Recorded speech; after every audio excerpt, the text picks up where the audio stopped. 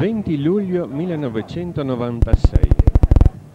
Per la ricorrenza dei 90 anni della ferrovia di Wochein, ecco pronto a Trieste Campomarzio il treno celebrativo, un'automotrice slovena della serie 813-814, la numero 105. Il treno è fermo al Paraurti, dove termina la linea di Wochein, 205 km e 549 metri da St. Veit an der Glan, 717 km da České Budějovice. L'automotrice commemorativa con il cartello dei 90 anni. Nella stazione di Trieste Campomarzio ha sede un museo ferroviario. Vediamo qui le locomotive della serie E626 e le vetture del treno storico.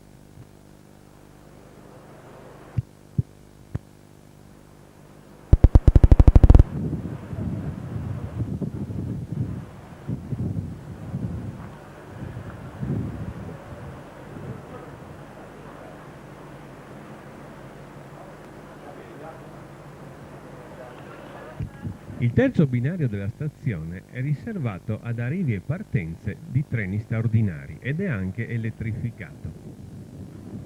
È quasi l'ora della partenza. Alle 8 del mattino, infatti, l'orario prevede la partenza per Jesenice. Ed ecco il macchinista salire sull'automotrice.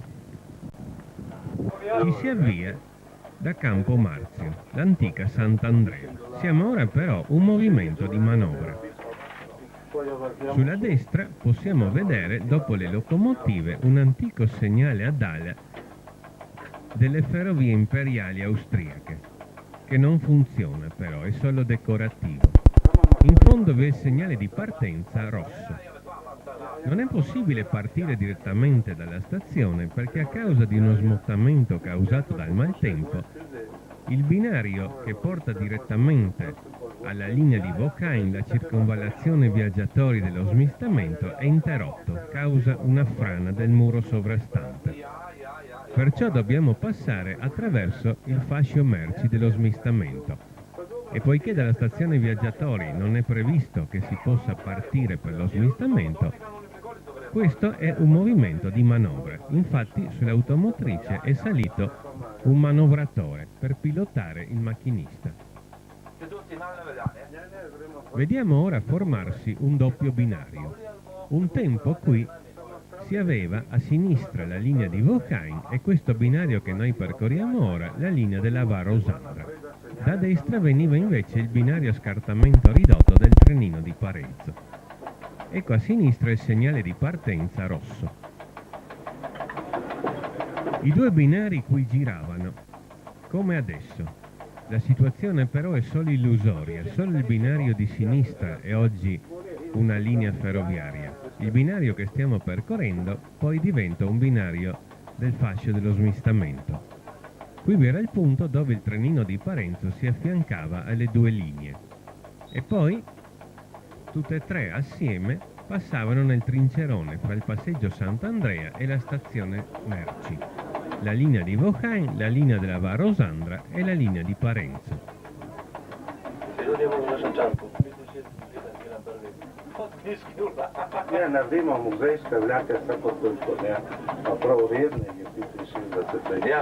Mentre continuiamo a girare, comincia ad apparire il grande fascio merci di Trieste Campomarzio smistamento, l'antica Trieste Sant'Andrea Rangierbahnhof, che all'epoca era la seconda stazione merci d'Europa come grandezza.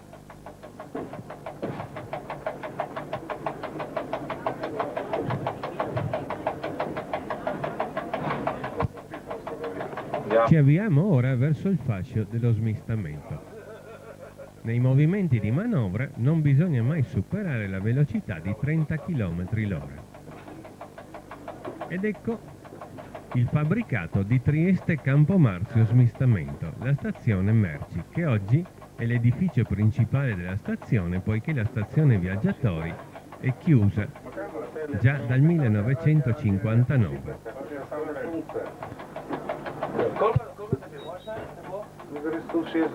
Ora la nostra automotrice si ferma per far scendere il manovratore pilota e siamo arrivati al binario 14, il binario che è stato riservato per la nostra partenza.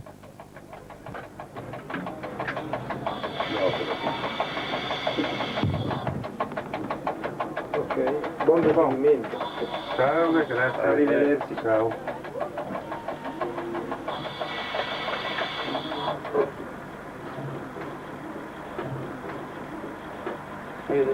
Ciao, buon rifornimento. Adesso Sceso il manovratore, si continua il movimento di manovra sul binario riservato alla partenza. Si avanza ora fino alla traversa limite del binario, dove riceveremo le prescrizioni e il foglio di corsa.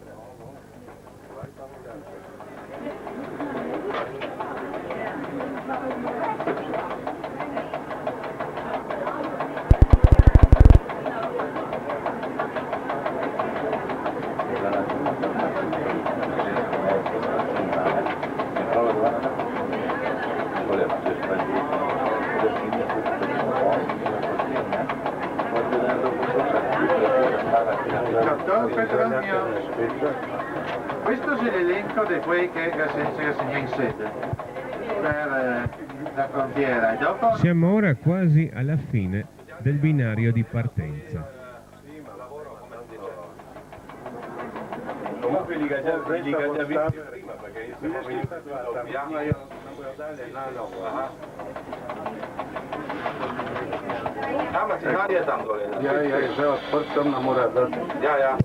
Ecco ora l'assistente che ci aspetta per la consegna del foglio di corsa e delle prescrizioni. Diventiamo così ora il treno straordinario 83297 Campomarzio Villa Upicina. La linea Campomarzio Villa Upicina a binario unico è gestita con il blocco elettrico manuale di tipo FS. Campomarzio chiede la via libera a Villa Upicina. Il segnale di partenza si dispone così al verde. L'indicatore di direzione mostra il numero 1. Poi in fondo dalla cabina esce il dirigente movimento e mostra la palletta di comando per l'ordine di partenza. Nella realtà lo si vede bene, nel film invece lo si vede male. Il segnale di partenza è comune a più binari. Mostra luce verde, sotto vi è un triangolo per la velocità 30 e l'indicatore di direzione numero 1, destinazione Villa Opicina.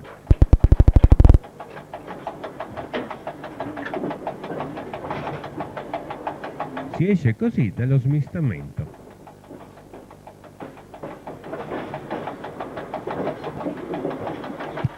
E si vede ora in fondo l'inizio della rampa sud del Carso, mentre si allontana la linea di circonvallazione di Trieste.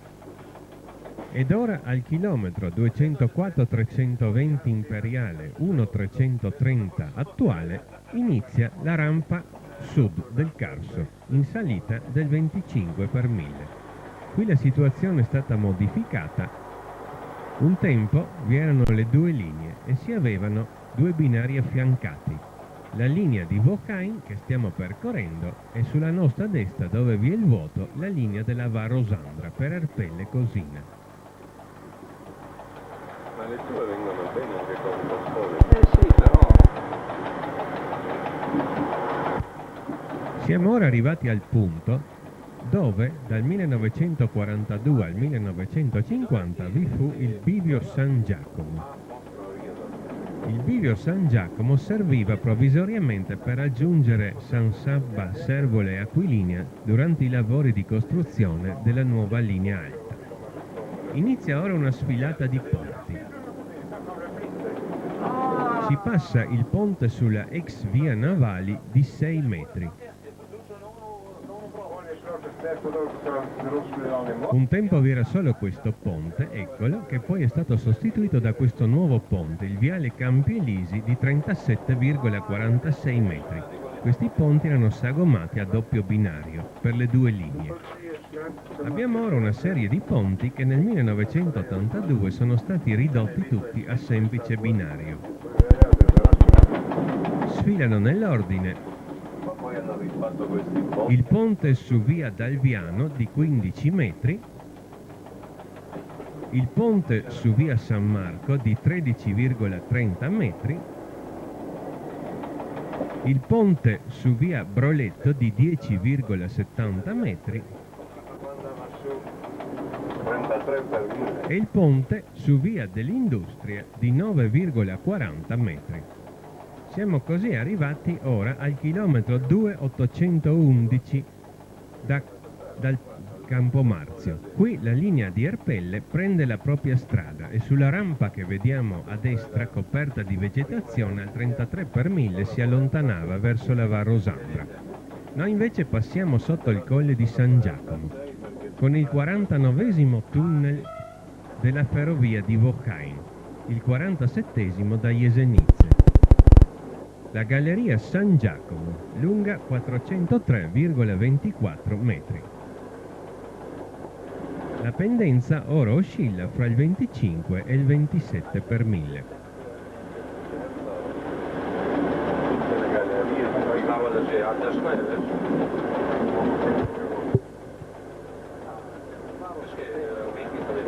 Per mattina non fanno dalle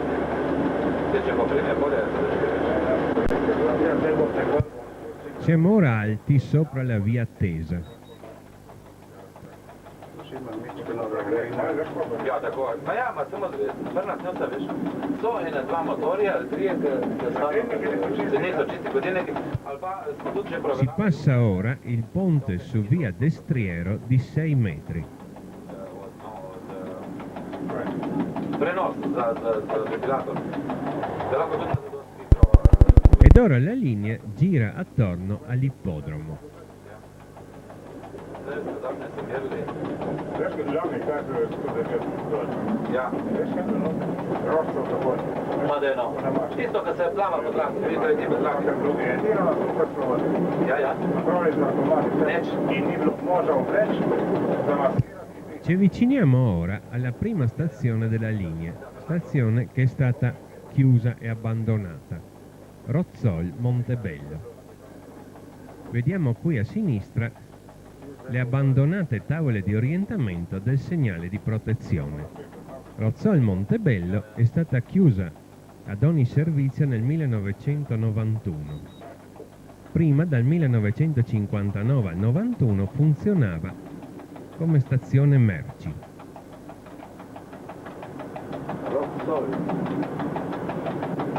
Si passa ora il ponte sulla strada di Cattinara di 11 metri.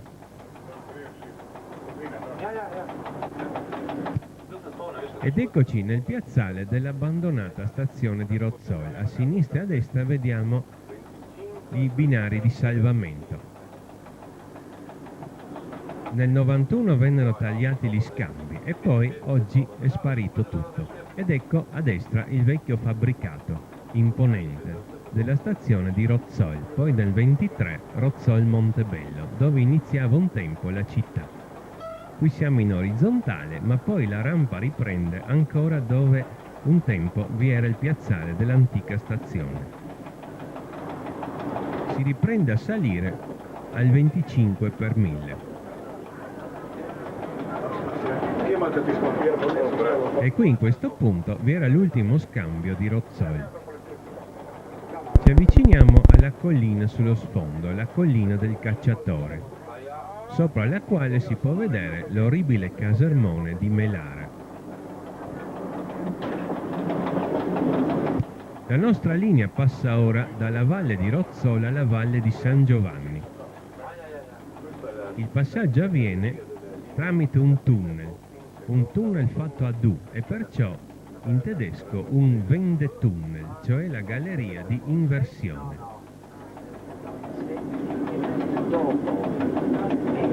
Si entra nel Wendetunnel Revoltella.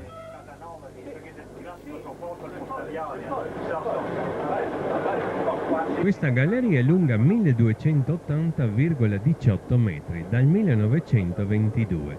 prima era lunga 1269,72 metri. Si comincia ora a girare. L'allungamento del tunnel è dovuto alla costruzione al portale nord dell'impianto di areazione. La costruzione dell'arco soffiante ha allungato la galleria di 10,46 metri. La pendenza in galleria è del 24 per 1000. E questa galleria come lunghezza la terza della linea di Vauquhain.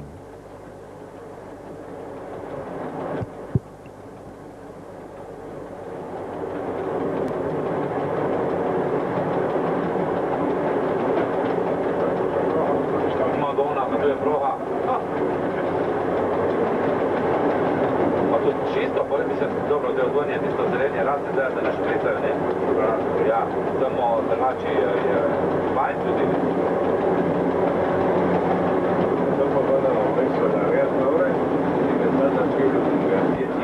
Compiuto il semicerchio, ecco l'uscita. E qui vi è l'allungamento di 10 metri per l'arco soffiante dell'areatore. A sinistra gli impianti di areazione ormai abbandonati e in completa rovina.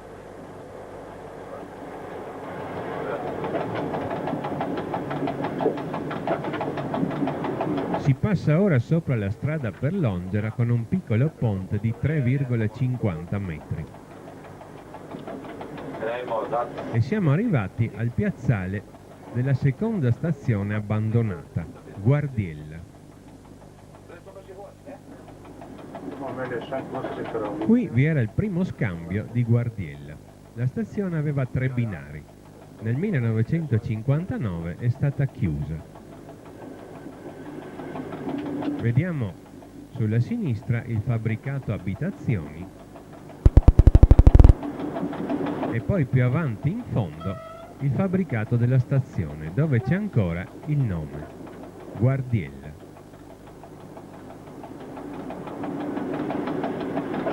Il piazzale è qui orizzontale. 12 volte abbiamo 27 per 1000. Alla fine del piazzale, qui vi erano gli scambi. Poi si riprende la rampa, si passa il ponte di 5 metri sopra la via Damiano Chiesa. La rampa ora è nuovamente tra il 25 e il 27 per 1000. Poi si passa sotto la via Alfonso Valerio. Il sovrapassaggio stradale è costruito in modo da sembrare una galleria, ma in realtà è un ponte stradale.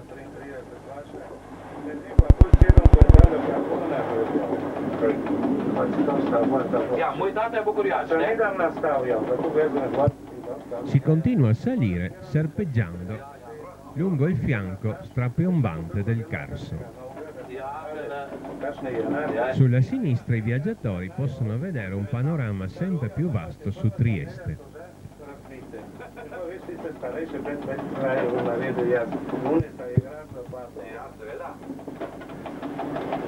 Evo i date na Bukovijač, on je pravo nabiralnik z Gorice na Jesenice in nazaj 9 tom prema, bravo. Ja, zdaj sem pravi govoril s vašim kolegom, rekel, koliko gleda Bled? Je rekel 7 tom. Ja.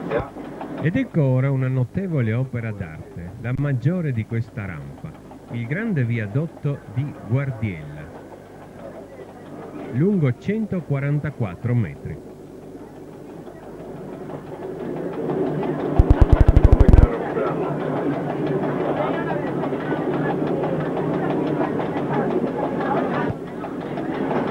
Si passa ora nell'insellatura fra il Monte Valerio sulla sinistra e il Ciglione Carsico.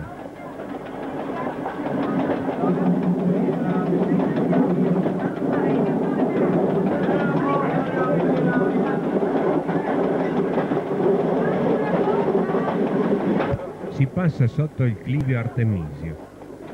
Davanti a noi ora, dal Ciglione Carsico, si staccano 2 rilievi. È impossibile aggirarli, perciò si passa sotto in galleria. Ecco la collina di Scorpole. Si passa qui, nel tunnel di Cologna. Il tunnel di Cologna, rettilineo salvo gli ultimi metri, è lungo 696,19 metri.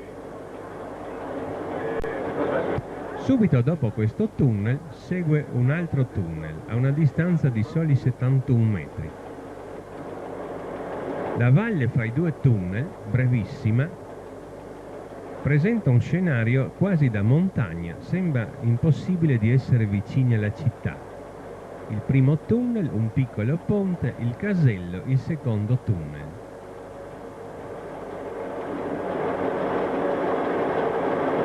Ora si esce dal tunnel di Cologna e vi è il ponte sul Rio dei Molini di 3 metri. Poi vediamo il casello 118 e poi si entra nel tunnel di Pischianze. Il tunnel di Pischianze, oggi tunnel Piscianci, è lungo 486,20 metri. Il nome viene dal toponimo sloveno Piscianci, che significa polli. Il nome italiano non ha il minimo collegamento, è un semplice adattamento fonetico. Anche questo tunnel è rettilineo. Si continua sempre più a salire lungo il ciglione carsico. La rampa ora riprende a serpeggiare. Siamo qui altri sopra Roiano. 100 metri più in basso a sinistra vi è il paesino di Piscianci. 100 metri sopra di noi invece vi è il tram di Opicina. Sve smo bili u Celje, zdaj je dosta počasna vožnja tamo od Postojne, od sve novo smo videli. Bolje tam delajo tunelov, še zdaj popravljajo. La velocità di questo tratto di linea è di 75 km/h.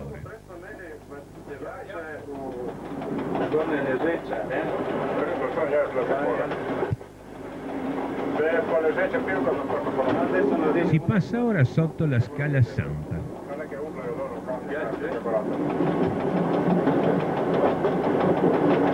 Ed ecco ora il secondo grande viadotto della rampa, il viadotto del Rio Carbonara, lungo 96 metri.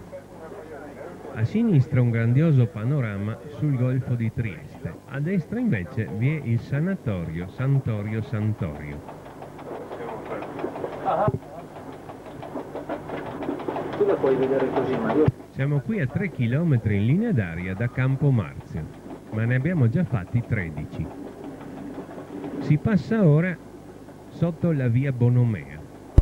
Qui in questo punto, al casello 117, venne montato dalle ferrovie imperiali un posto di blocco telefonico, mantenuto poi dalle ferrovie italiane e smantellato dopo la seconda guerra mondiale.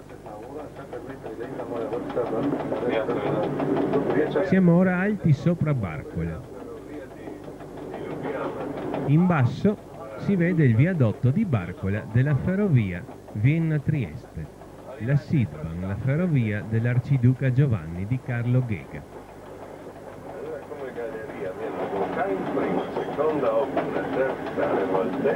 Il passaggio ora dal ciglione carsico all'altipiano carsico si compie con l'ultima galleria di questa rampa.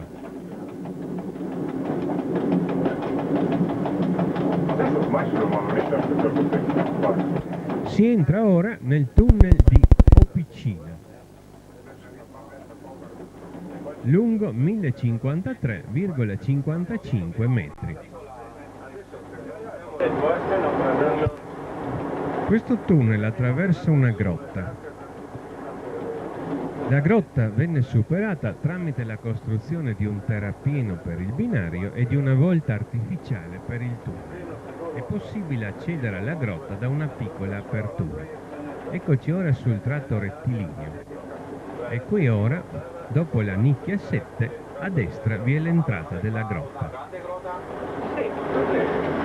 In fondo si vede una luce gialla, è il segnale d'avviso della stazione di Villa Opicina. Il segnale ci avvisa la via impedita.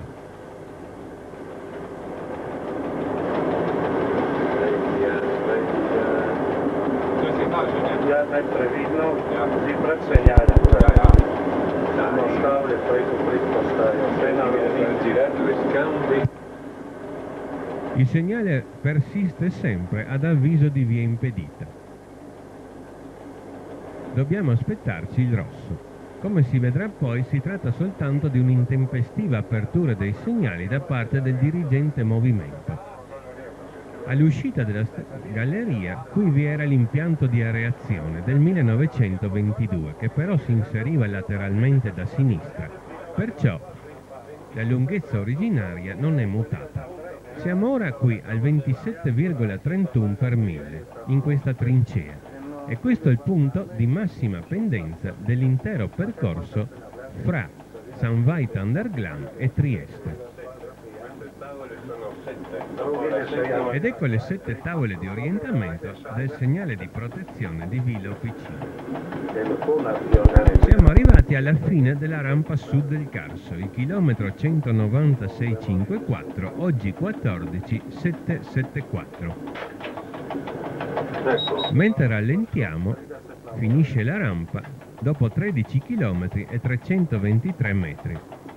Poi si vede il segnale di protezione, rosso-giallo, via libera 30, in deviazione e avviso di via impedita. A sinistra vediamo il nuovo percorso del 1963 della linea Vienna-Trieste. La linea è stata deviata e le 2 stazioni di Officina sono state unite in una sola. Entriamo così ora nel piazzale di Villa Officina, la nuova grande stazione di frontiera del 1963. Qui da sinistra proviene il raccordo semicircolare che un tempo portava sulla linea Vienna-Trieste ed oggi porta allo scalo abbandonato deposito carri di Officina Campagna. Siccome il nostro treno è costituito da una semplice automotrice, l'avviso di via impedita non ha provocato gravi danni, ma se si fosse trattato di un lungo treno merci, con una rampa in ascesa, il problema sarebbe stato diverso. E ci si avvia così ora al primo binario per il controllo doganale di frontiera. Si passa davanti alla vecchia stazione di Officina. Eccola qui con delle aggiunte moderne. E poi ci si ferma nella nuova stazione di Officina. Le 2 stazioni distano 96 metri.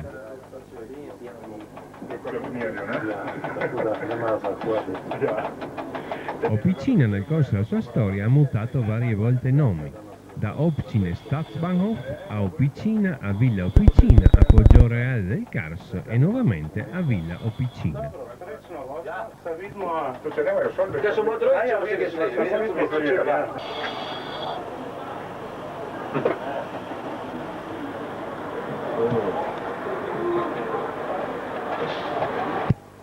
Si riparte da Villa Officina.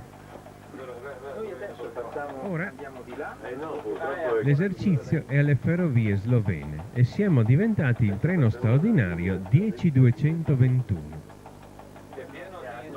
La linea di Wochein è interrotta già dal 1986. Il servizio, per motivi di dogana, è stato spostato tutto a Cesana. Perciò il tratto fra il bivio di Creplie e Officina non è più percorso da treni. Attualmente è impossibile percorrerlo perché è sbarrato da carri merci. Siamo così costretti, per un certo punto, a percorrere la linea Vienna-Trieste, l'antica Sidbahn di Carlo Ghega.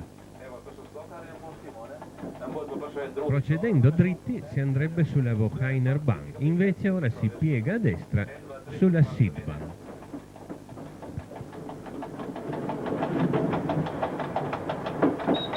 Vediamo sulla sinistra la Wocheiner Bahn che si allontana verso Repentabor, il percorso che oggi è chiuso, mentre si passa questo ponte sulla strada di Monrupino di 8 metri. Si può prendere ora la velocità di 80 km/h. Siamo qui sull'antica linea Vienna-Trieste a doppio binario, però qui Non vi è il vecchio tracciato, ma il nuovo tracciato del 1963. Ora ci affianchiamo al vecchio tracciato che si trova sulla nostra sinistra dietro questi alberi. Su questo tracciato oggi vi è il raccordo dell'autoporto di Fernetti.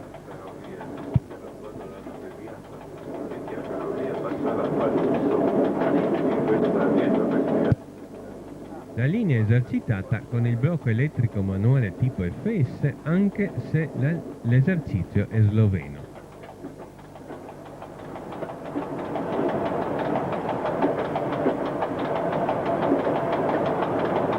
Fino al confine il chilometraggio è sempre FS, dallo 0 di Trieste centrale.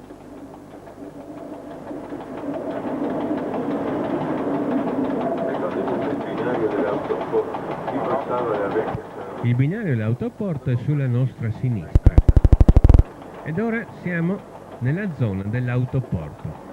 Qui vi è la congiunzione fra il nuovo tracciato del 1963 e il vecchio. Ora siamo sul vecchio tracciato.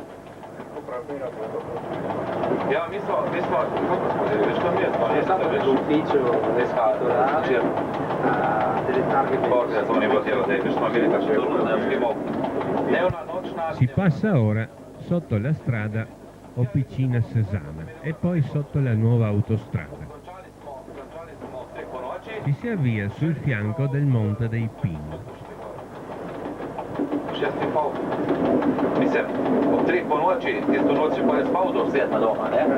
Poco prima della seconda guerra mondiale, le FS costruirono qui un posto di blocco intermedio.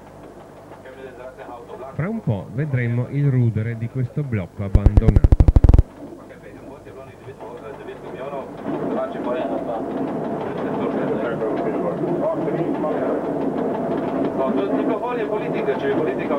Ecco davanti a noi l'antico posto di blocco abbandonato. E siamo ora quasi al chilometro 32,511 FS 682,499 delle ferrovie slovene, il confine di Stato fra l'Italia e la Slovenia.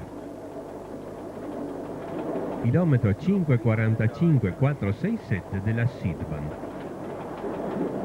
Un metro prima di questo cavalcavia. Ecco, siamo in Slovenia. Il chilometraggio così alto, attuale, 682, è contato dallo zero di Belgrado. In Jugoslavia la megalomania serba infatti aveva posto lo zero a Belgrado e da lì i chilometri aumentavano fino alle frontiere o al mare in tutte le direzioni. In salita dell'11 per 1000 ci avviamo nel Carso verso Cesana. L'attuale stazione di Cesana ha ancora i vecchi segnali FS dell'impianto di prima della seconda guerra mondiale, leggermente modificato. Ecco ora le tavole 321 di orientamento del segnale di avviso, che mostra verde-giallo, avviso di deviazione a 40. Ecco il segnale. Ed ora succede un piccolo pasticcio. Suona l'allarme dell'Indusi, ma il macchinista si dimentica di premere il bottone di controllo e immediatamente scatta la frenatura di emergenza e il treno si ferma.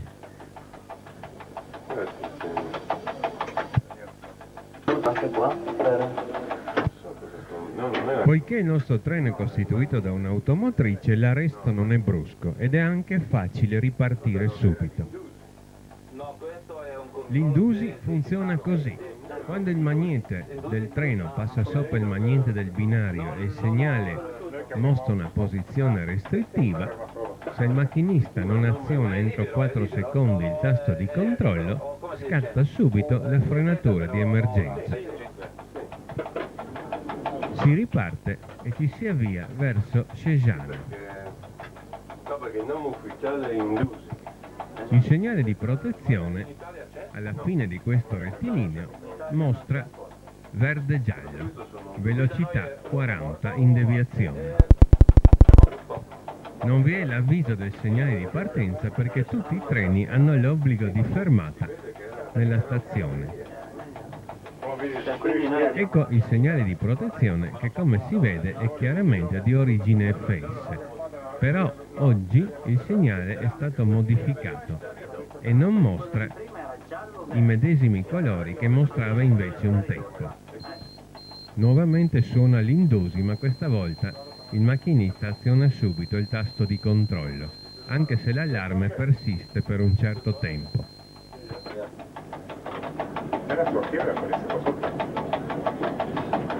Si entra così nel piazzale della stazione di Cesana. La stazione, da semplice stazione, è diventata con la frontiera oggi un importantissimo scalo merci. Ecco qui i sezionamenti d'entrata indicati dalle tabelle L del regolamento sloveno.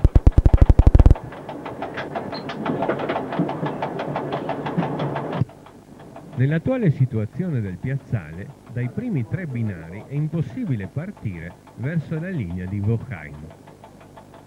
Perciò dobbiamo portarci sul 4° binario. Ecco perché si entra in deviazione. Ho visto una tua cassetta, 10 all'ora, mi ricordo.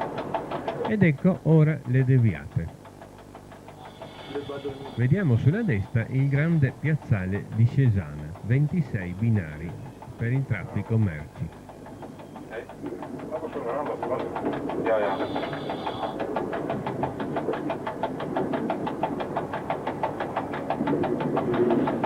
Ima ovdje dosta titule na ove dole? Čekaj, dole, vjerojatno, non le posso guardare. Quelli sono simili a 636 o 646? No, 636. Ed ecco il 4° binario, il binario di corretto tracciato per la ferrovia di Wochheim. Anzi, per il raccordo del 1948 tra Cesana e il bivio di Kreplie, che per oggi fa parte della linea principale Jesenice-Cesana. La stazione di Cesana è stata ingrandita dopo la Seconda Guerra Mondiale perché è divenuta stazione contigua alla frontiera. Ora il treno si ferma per il secondo controllo di frontiera. Davanti alla stazione vediamo una motrice 363 delle ferrovie slovene di origine francese e perciò scherzosamente chiamata Brigitta. Francesina.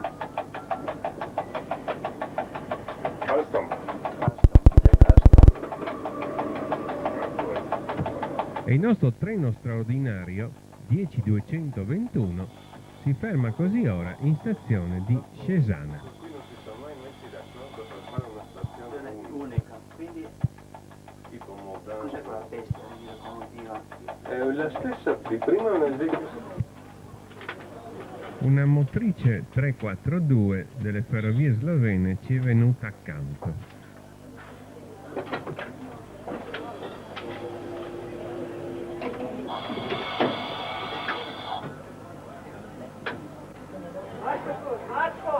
Ma ja?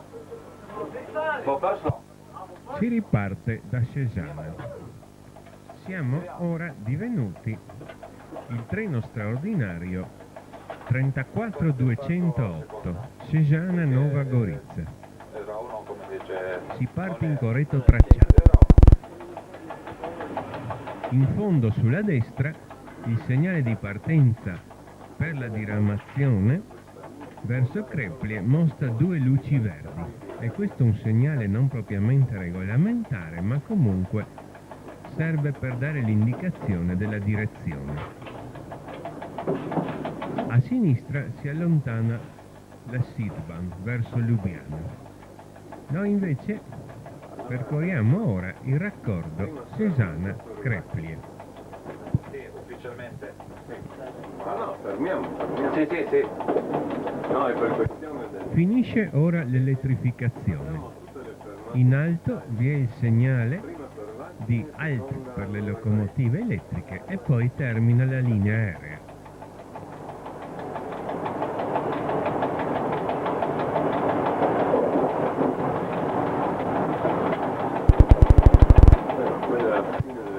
Si comincia ora a scendere al 14 per 1000. Dopo questo trincerone si entra nel tunnel di Cézanne, lungo 356,43 metri. Si passa così sotto l'abitato e anche sotto la linea meridionale.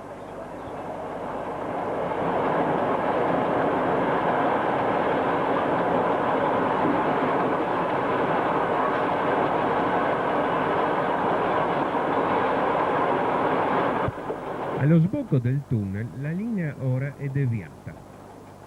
Il vecchio percorso è stato abbandonato perché qui viene costruita la nuova autostrada. Avremo il nuovo viadotto sull'autostrada di 125 metri. Mentre il viadotto è in costruzione, la linea è deviata, poi ritornerà sul primitivo tracciato.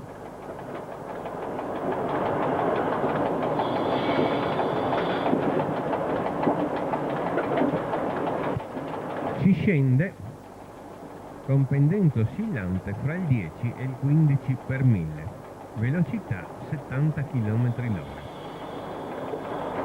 La deviazione Crépy-Cézanne venne inaugurata nel 1948, poiché il nuovo confine di Stato interrompeva la linea di Bochum. Si collegò così la linea con la rimanente rete jugoslava.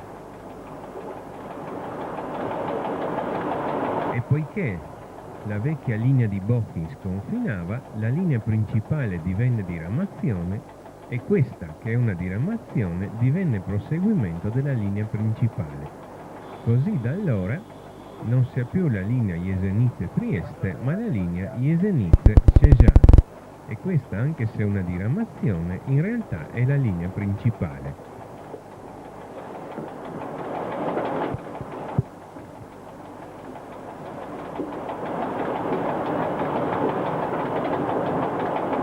Il raccordo scende serpeggiando nel Carso.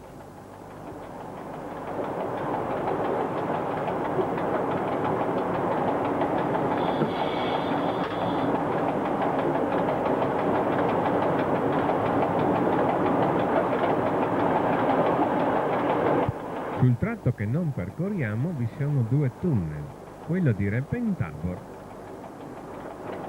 lungo 600,32 metri, e quello di Dole, lungo 456,04 metri. Come sul segnale come in Austria, in Germania, uguale.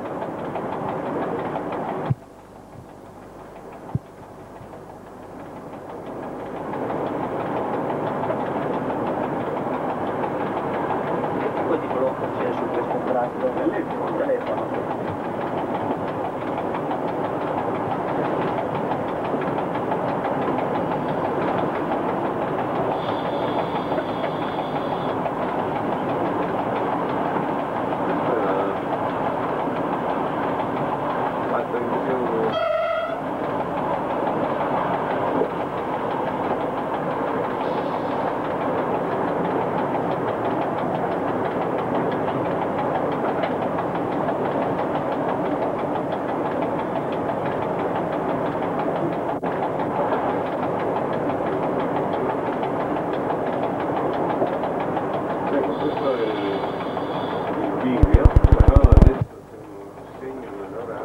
Poiché da 10 anni non passano più treni sulla deviazione della linea, il bivio adesso è impresenziato. Ecco il segnale d'avviso dopo le tavole di orientamento che ci mostra il quadrato arancione. Il segnale però non ha significato per il nostro treno. Un segno nell'orario di servizio indica al macchinista che il bivio è impresenziato e i segnali non devono venir presi in considerazione.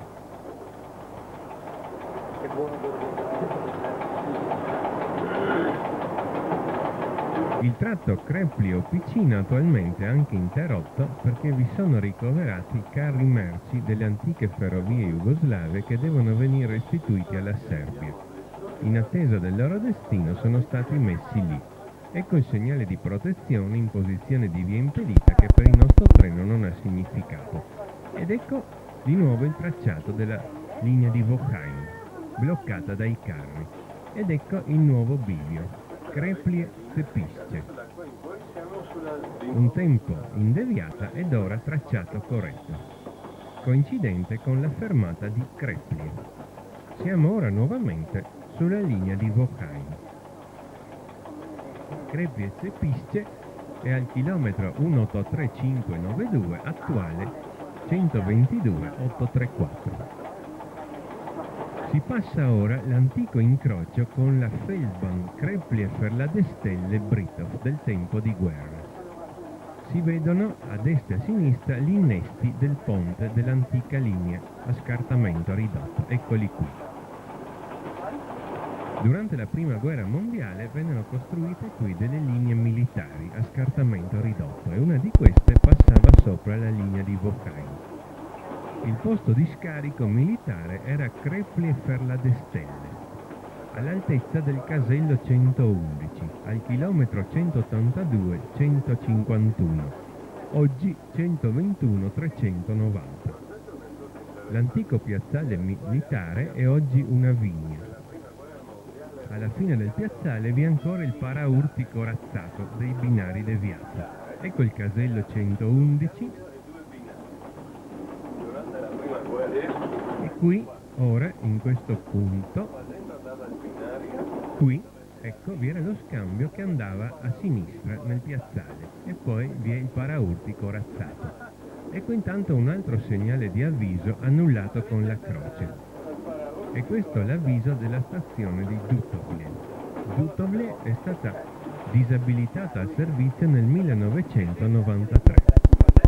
Gli scambi sono bloccati sul corretto tracciato, i segnali sono annullati. Il transito va fatto a 50 km/h.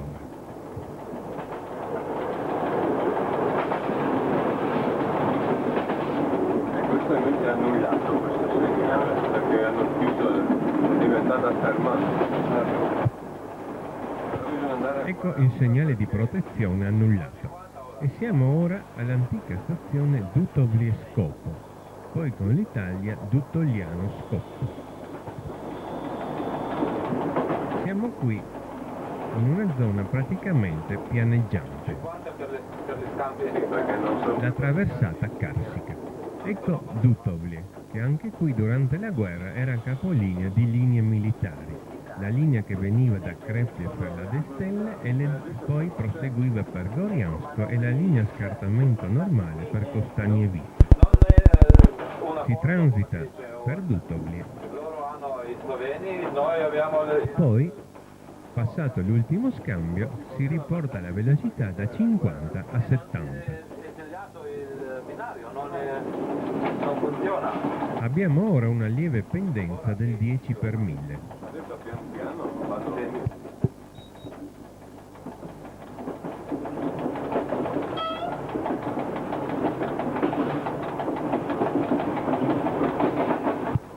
La linea continua serpeggiando nel Carso. Il paesaggio è tormentato e come si vede abbiamo trincee e rilevati. Perché un passaggio di legge. Ma non fa niente, non vende biglietti, non fa niente. Ma quindi lo pagano come da noi tanti anni fa? Per questo qui? Sì, a questo punto potevano anche tenere la stazione aperta.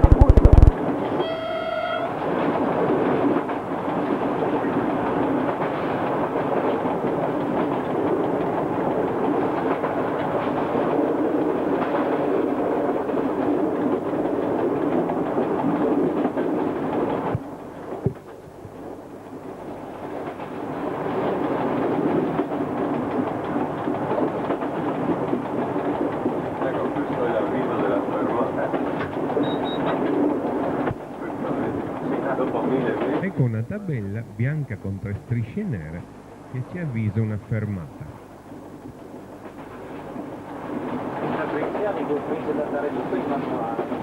Sì, perché sennò con la luce.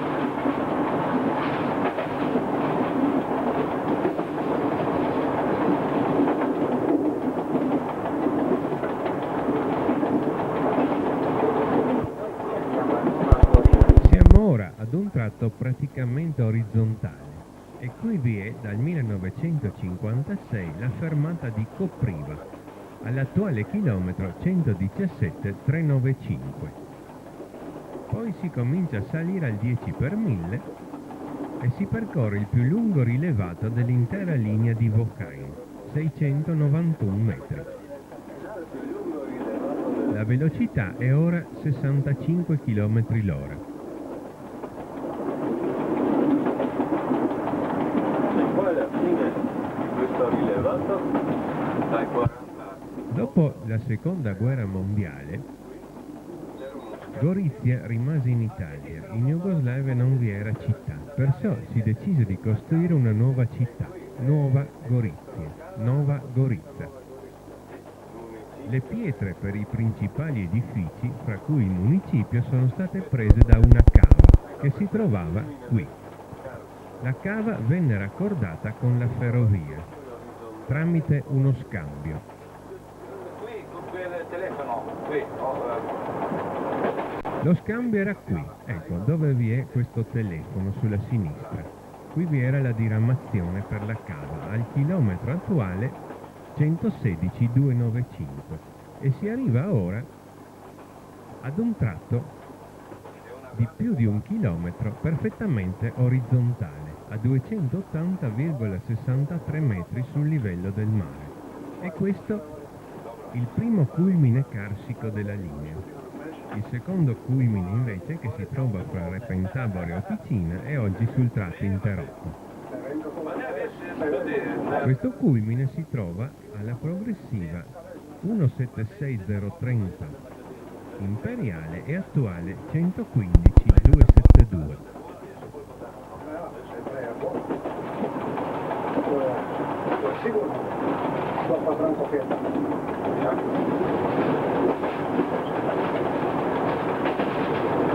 Ma doма, tako če kaj delamo, ga škoda, ne da nikoli ne bo 50 da.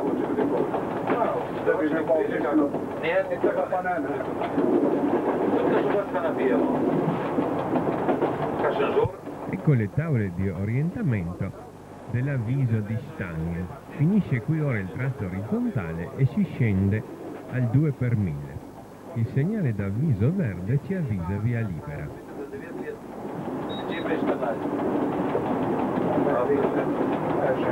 Держи начало. Дених проблем другий.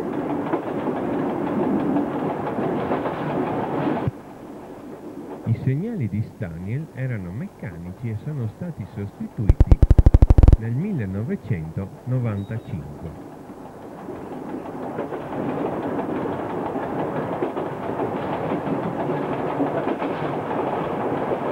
Ora il segnale di protezione con la luce verde ci dà via libera.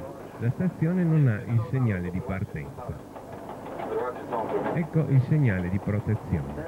Perciò, come regola di questi casi, quando manca il segnale di partenza, il personale deve controllare gli incroci e le precedenze. Si passa per il piazzale della stazione di Staniel, l'antica Sankt Daniel, con l'Italia San Daniele del Carso. Il paese lo si vede in alto, sulla collina, con il campanile simile ad un minareto. il segnale di traffico.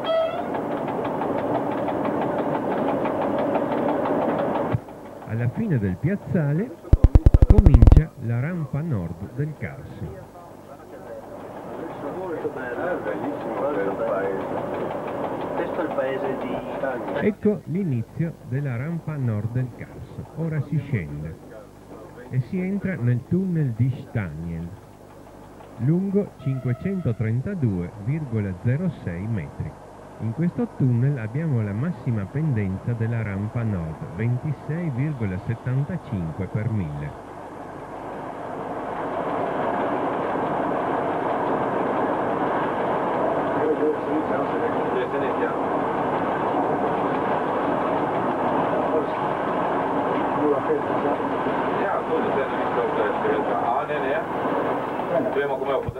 La pendenza ora si assesta sul 25 per 1000. Siamo qui in una piccola valle che dal Carso ci porta alti sopra la valle del torrente Branitza.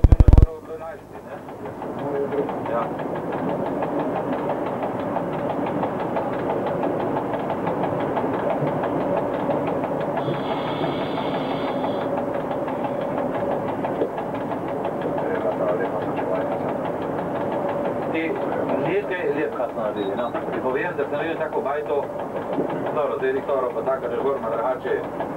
Pa zdaj, da so se ali bo sin doma, ali namenili. Znaš mi namena, to račune, to je zdaj ena bajta portfolio ogromna, ne? Pa tudi, fajn so, tako, ne, so videli.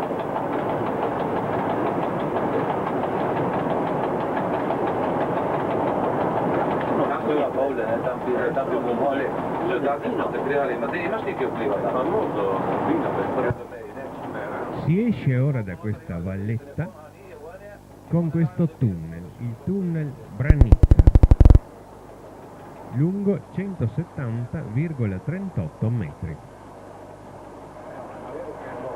Ma je dol, se pa ti pogledamo, da ti se rabi, če spravi, no te Si sbocca così alti nella valle del torrente Branicca. Ora la strada Cesana-Gorizia si passa sotto questo ponte lungo 7 metri e scende subito sul fondovalle. La rampa invece continua a mezza costa poco a poco. La pendenza oscilla fra 25 e 26,70 per 1000.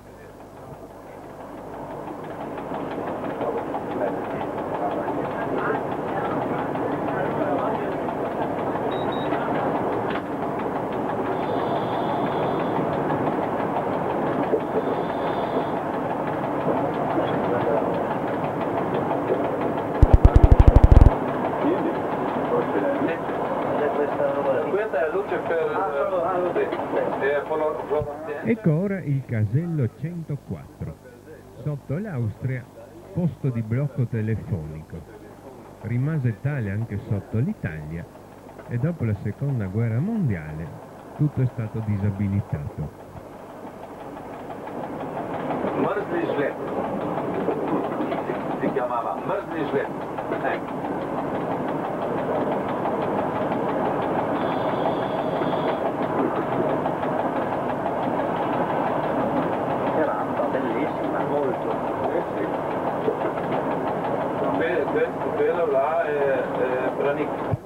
La rampa, come si vede, continua a scendere sul fianco del Carso.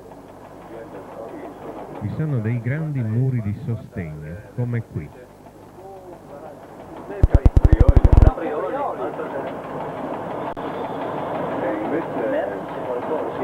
Sì, perché l'hanno collegata per porto di Katowice, di qua passa il famoso Soschi Corridore che va fino in Austria.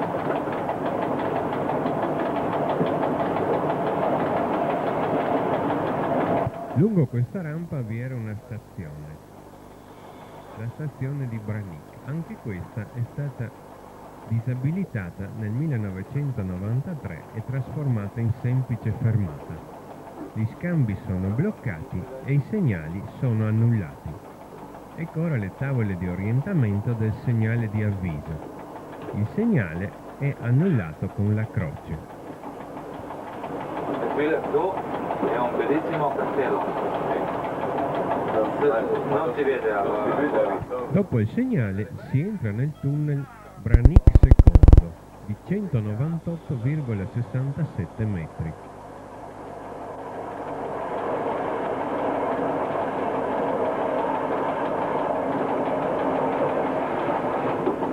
Adesso da qua si vedrà la stazione presa dagli altri.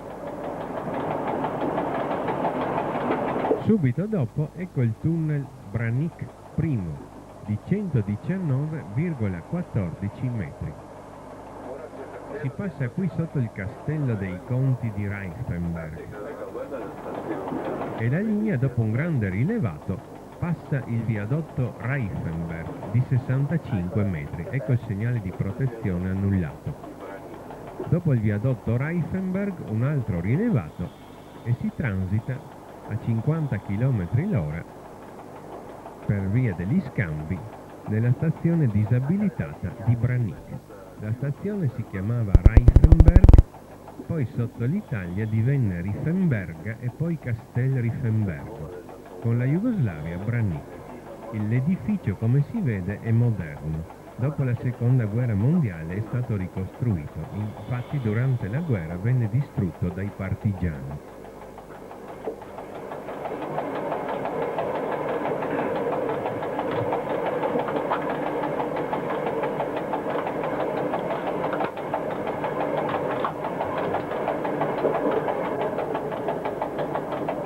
Questo è il viadotto di Maclavi.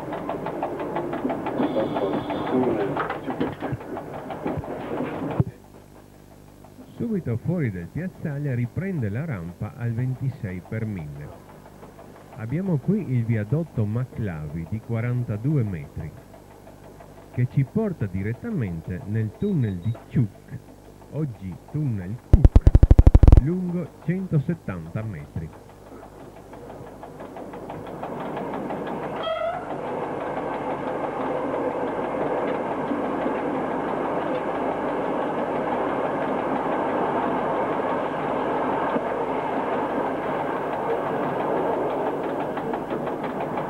Siamo quasi alla fine della rampa.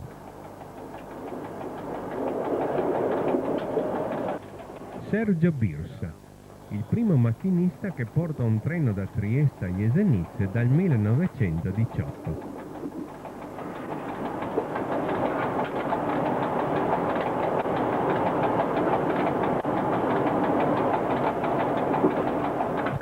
Siamo sul fondovalle del torrente Braniccia. E qui finisce ora la rampa nord del Carso, al chilometro 164952, attuale 104194. Una rampa lunga 8 km e 758 metri.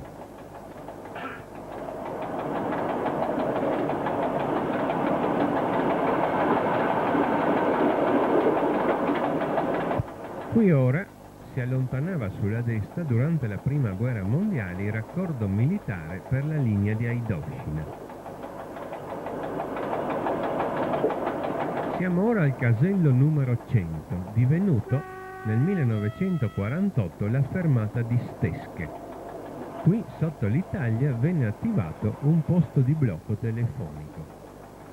Poi si passa al Vipacco con il terzo ponte, lungo 50 metri.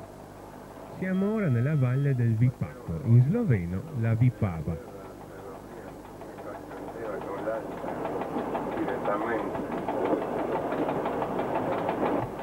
La velocità ora è nuovamente 70.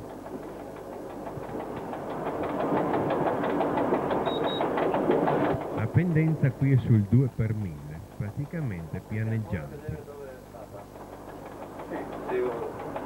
Però qua non si vede niente. No.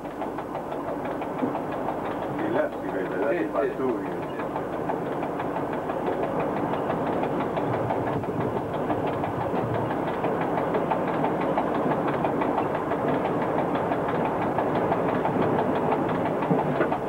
Ecco le tavole di orientamento di segnale di avviso. Poi si passa il secondo ponte Vipava lungo 50 metri. E poi l'avviso di Porvacina con il quadrato rovesciato ci avvisa la via libera.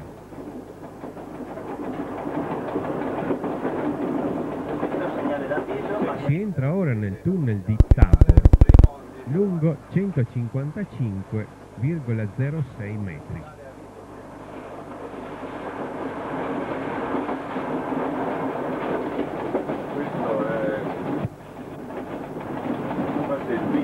Della linea di Aidovšina. Poi si passa per la fermata di Dornberg, attivata nel 1968.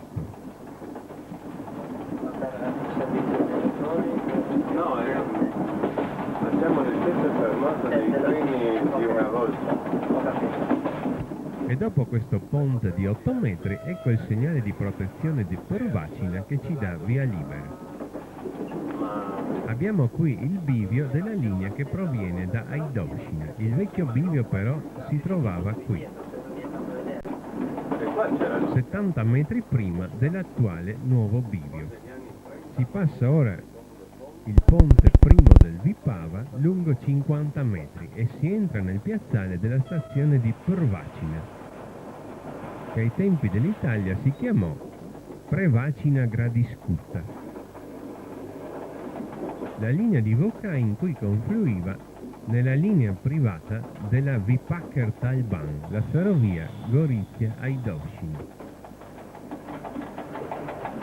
Il nostro treno si ferma a Prevacina, infatti questo viaggio commemorativo ripete le medesime fermate dei treni diretti di un tempo.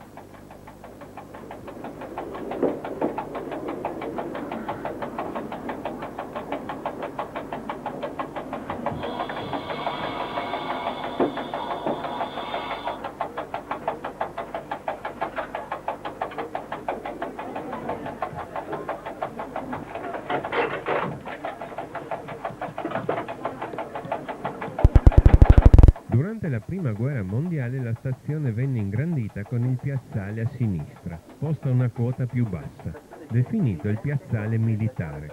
Si riparte da Prvacina.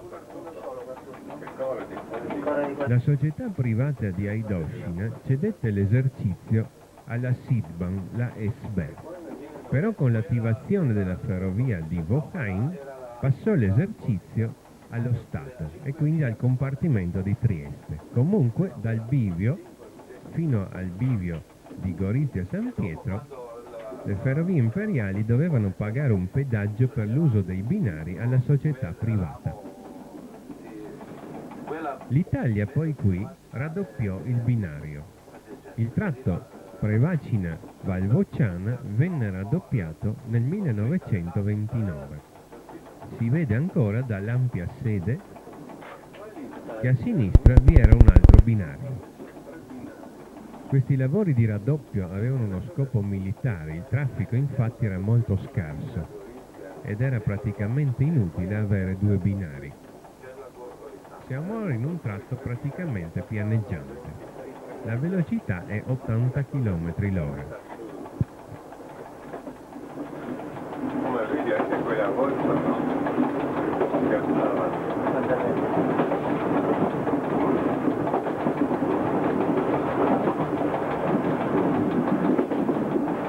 Il bello di questo armamento è che oramai in Italia non riesci più a trovarlo dove si saltellare. È vero. Oramai Ecco qua in linea di piano. Ci stiamo ora avvicinando alla linea del fronte della Prima Guerra Mondiale. Durante la Prima Guerra Mondiale, per il servizio del fronte venne attivata una nuova stazione, denominata Gradiscuta, che aveva ben 10 binari. Questa stazione poi venne chiusa dopo la Prima Guerra Mondiale, era una stazione esclusivamente militare. Nel medesimo punto, il medesimo casello è divenuto nel 1953 la fermata di Okroglica.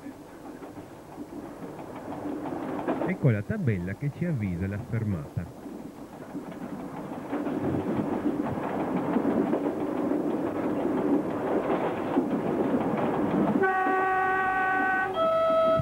Dopo tanti anni, nulla più ricorda che qui vi era una grande stazione con 10 binari. Ed ecco il casello dell'attuale fermata di Okroglica, che però è più vicina al paese di Vogrsko. Ed ecco ora il segnale d'avviso che avvisa via libera col quadrato rovesciato di Volčija Draga.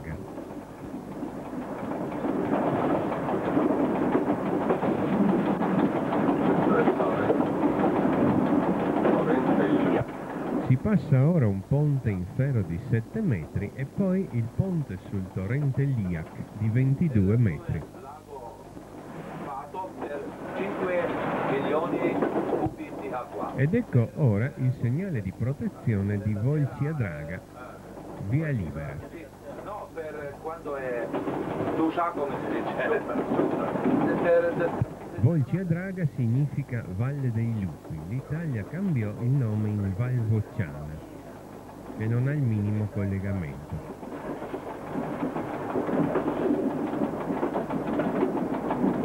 Dal 1927 venne raddoppiato il binario fra Gorizia Centrale e Volčija Draga. e a questo venne affiancato il binario della linea di Vauxhall. Perciò qui, ora dal 1927 alla Seconda Guerra Mondiale, si ebbe un tratto a 3 binari. In realtà un doppio binario con a fianco un semplice binario. Si comincia a salire al 15 per 1000. Questo tratto a 3 binari è l'unico caso del genere nella storia del compartimento di Trieste. Come si vede, si trattava di lavori militari del tutto inutili. Qui vi erano 3 binari, ma in orario vi erano 26 treni al giorno.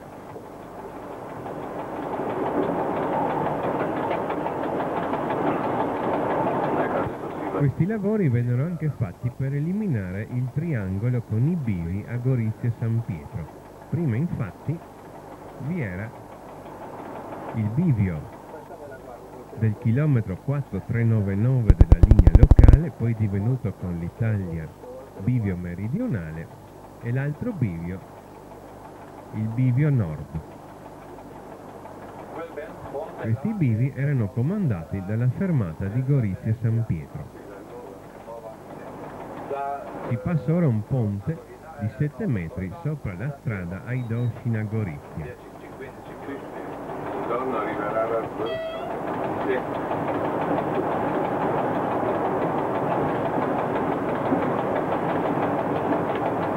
Siamo ora al punto dove venne attivato durante la Prima Guerra Mondiale un piccolo scalo militare, Kemperlische Verlade Stelle. Poi vi è un nuovo punto culminante e poi si scende lievemente all'8 per 1000. Ecco le tavole di orientamento del segnale d'avviso dell'attuale bivio. Il segnale verde ci avvisa via libera. Ora si riprende a scendere dopo il punto culminante. Qui a sinistra si allontanava il doppio binario dopo i lavori del 27 e qui vi era il chilometro 4399 della linea locale, dove la Vauxhall si innestava nell'antica linea privata, la fine del tratto a pedaggio. Ecco ora la fermata Gorizia-San Peter, l'antica San Peter by Gers, poi Gorizia-San Pietro. Qui viene ora da sinistra la linea dall'Italia, da Gorizia Centrale. Il segnale verde ci dà via libera sul bivio Mark Stepisce. Ecco il bivio di ramazione attuale. Questo bivio venne attivato nel 1947, quando venne tolto qui il binario indipendente che si trovava ora sulla nostra sinistra, attivato nel 1928 tra Gorizia Centrale e Gorizia Montesanto, proprio per eliminare i bivi.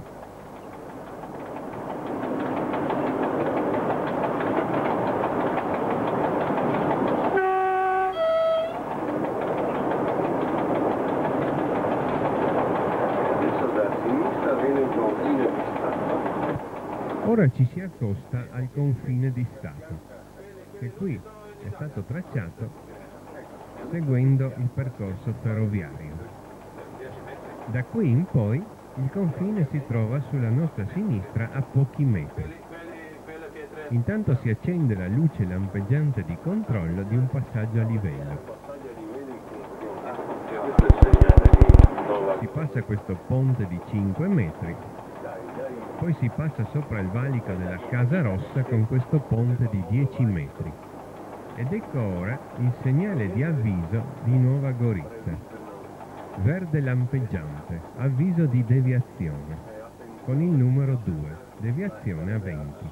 Ora il confine è sulla nostra sinistra, 3-4 metri sulla sinistra. Tutte le case che vediamo a sinistra sono in Italia. Il passaggio a livello automatico che ora si passa è un passaggio a livello internazionale, da un lato l'Italia, dall'altro la Slovenia. Il treno riduce ora la velocità a 20 km/h. Si entra a Nuova Gorizia in deviazione, il segnale di protezione mostra giallo lampeggiante Deviazione su giallo, avviso di via impedita e sotto la cifra 2, velocità 20.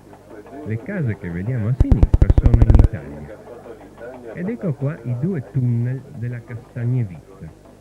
Questo che percorriamo, lungo 228 metri, è il tunnel originario.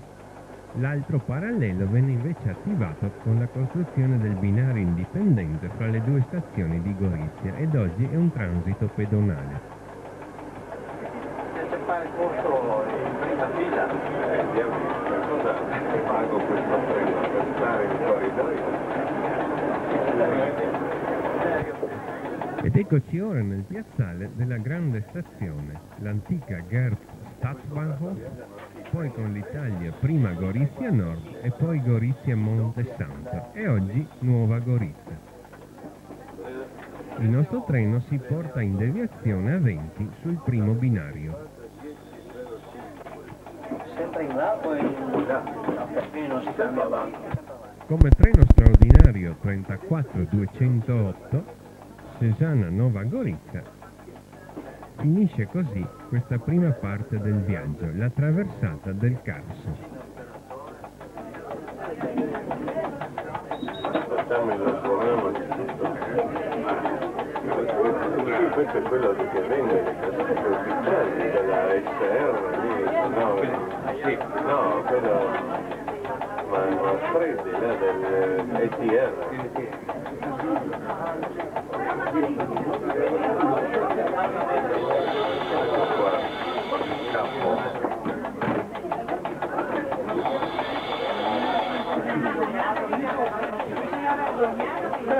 La locomotiva monumento di Nuova Gorizia, una 940 FS poi 118 Yeshe.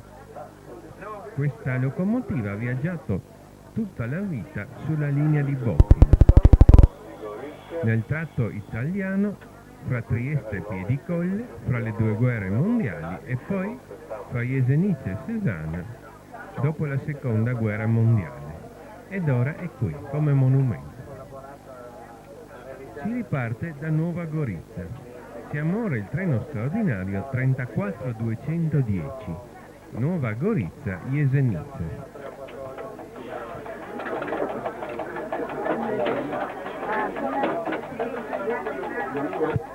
Il segnale di partenza in fondo ci dà via libera in deviazione, verde-giallo. Davanti a noi vediamo il Monte Sabottino. Alla sua destra il margine dell'altipiano della Bainsizza, sopra cui vi è la chiesa del celebre santuario del Monte Santo, Svetagora, da cui il nome italiano della stazione, Gorizia Monte Santo. Un colloquio abbiamo avuto e c'erano 4. C'era Costoris, Spaniek e dopo Pinzi, sì, che è Emiliano penso che e dopo un altro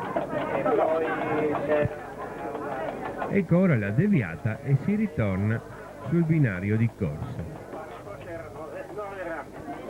quello che organizzava uno. Vediamo qui davanti a noi anche il diesel FS del traffico internazionale fra le due stazioni di Gorizia.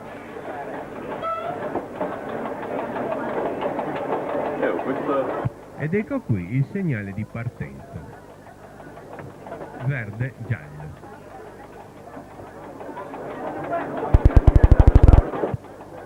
Praticamente pianeggianti, si esce ora dalla stazione di Nuova Gorizia. Questa sì che è una luce. Comunque se lei dopo vuole maggiori dettagli così va in prima,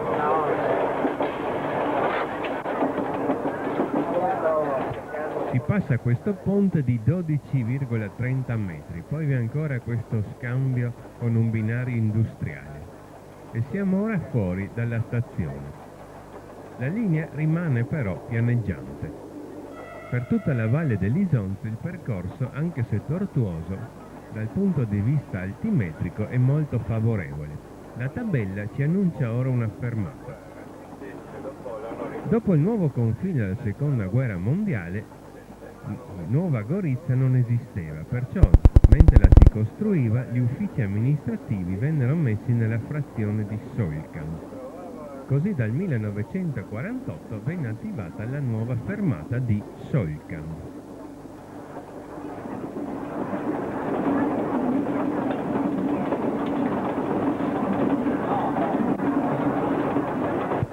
Passata la fermata, 230 metri dopo, vi fu nel 1926-1927 qui uno scambio che sulla destra portava un raccordo industriale alla vicina cava. Questo raccordo serviva per le pietre per la ricostruzione del viadotto di Salcano. Il grande viadotto di Salcano attraversa l'Isonzo con un arco di 85 metri. Eccolo, il ponte in pietra ad arco più lungo del mondo, 220 metri con l'arco di 85 metri, un capolavoro dell'ingegneria ferroviaria austriaca, dovuto all'ingegner Leopold Ehrley. Il viadotto venne distrutto nell'arco centrale durante la Prima Guerra Mondiale e poi ricostruito nel periodo FS.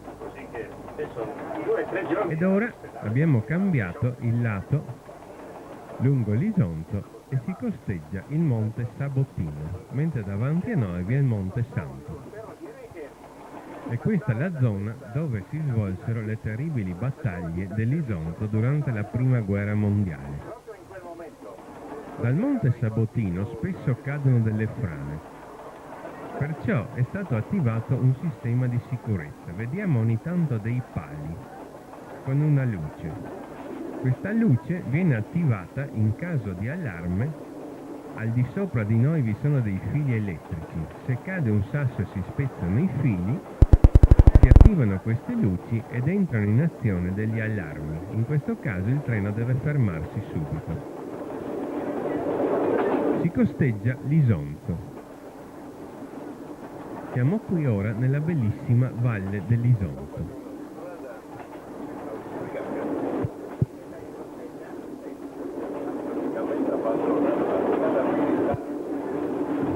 Poco sopra di noi, a sinistra, si vede l'antica strada militare oggi abbandonata del Sabottino. Invece la strada principale si trova sull'altra riva del fiume. Il fiume, per via della centrale idroelettrica di Solkan, forma qui un lago artificiale, un lungo e stretto lago artificiale.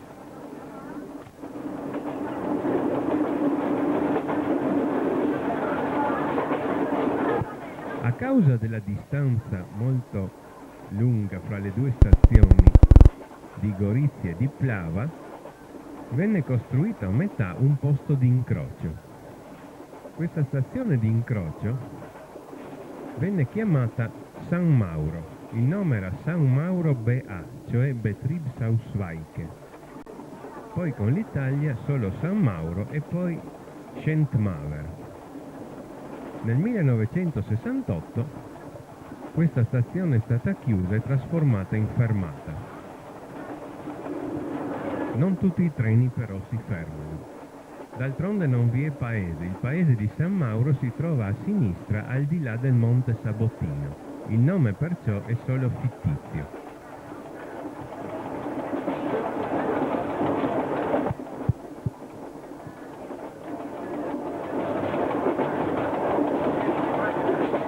Ecco il piazzale dell'abbandonata stazione di Schentmawer ed ecco l'attuale fermata di Schentmawer.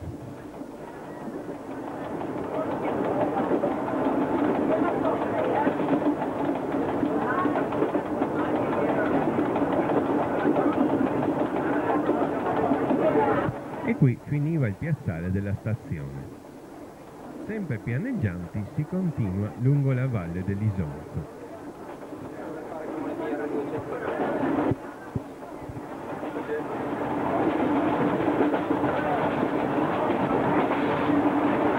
Praticamente pianura, al massimo 2-3 per mille. Ma poi cambia. Sì, ma più avanti. Poi montagna solo perché ci sono i mostri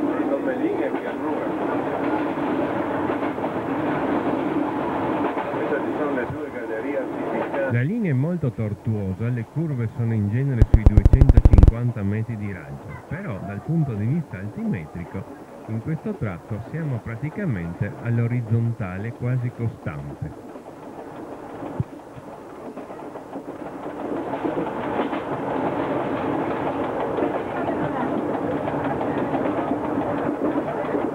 Due gallerie sono un bellissimo esempio di architettura ferroviaria. Abbiamo ora qui due gallerie artificiali costruite ancora dall'Austria, denominate Steinschlaggalerien, cioè gallerie per caduta massa. Oggi sono rispettivamente la quinta galleria e la quarta galleria, cioè la quinta e la quarta galleria artificiale, poiché sia in sloveno che in tedesco con il termine galleria si intende la galleria artificiale.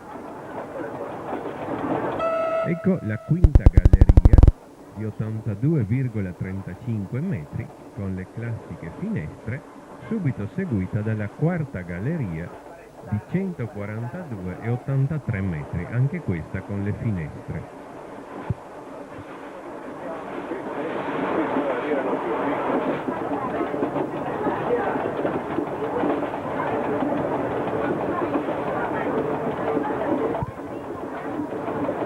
Ci si avvicina ora ad un punto con la parete a picco sull'Isonzo e poi vi è un tunnel. Il nome sloveno è Babin Zob, il dente della baba, che però per un errore di trascrizione venne scritto nella forma croata Babin Zub, che però potrebbe essere anche il dialetto locale. Con l'Italia divenne il Monte Versova e da ciò poi l'attuale nome di Tunnel Verhuil. Questo tunnel è lungo 347,60 metri, di cui 20,76 all'imbocco nord artificiali. Sopra il tunnel si trovava una fortezza austriaca. E qui, nel 1916, vi fu un celebre episodio con il treno blindato militare austro-ungarico che riconquistò la fortezza occupata dagli italiani.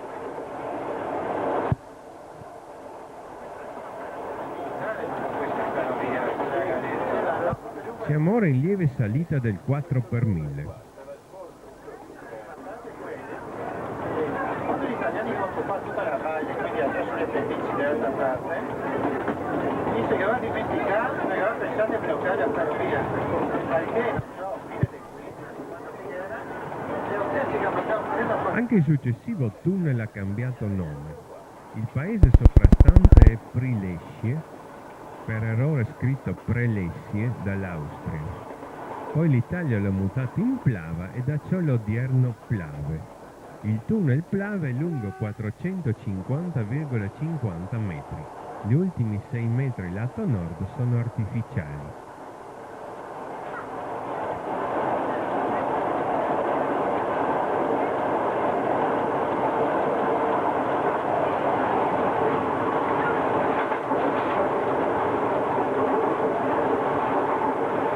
Ed ecco un segnale d'avviso annullato con la croce della stazione di Plava, anche questa è stata disabilitata. Si passa ora con un ponte in ferro di 7 metri sopra la strada che collega la valle dell'Isonzo con il coglio sloveno, il Brdo. Poi vi è il viadotto di Zopadbach di 54 metri. Ed ecco ora il segnale di protezione annullato con la croce della stazione di Plave. Plava, poi con l'Italia Plava Montecucco ed oggi Plave, nel 1993 è stata trasformata in semplice fermata. Queste stazioni disabilitate comunque possono tornare a funzionare volendo in qualsiasi momento. Anche qui gli scambi sono bloccati e perciò il transito va fatto a 50 km/h.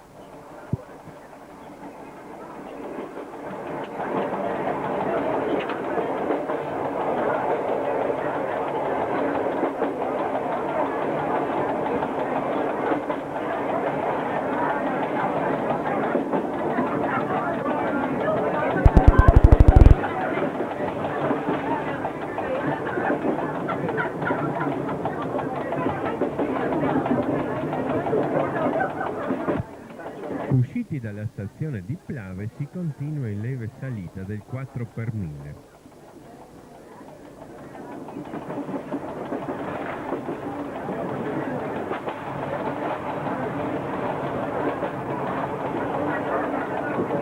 La valle dell'Isonzo ora qui è molto larga. Ecco le tavole di orientamento del segnale d'avviso della stazione successiva, che è luminoso e con la luce verde ci avvisa via libera.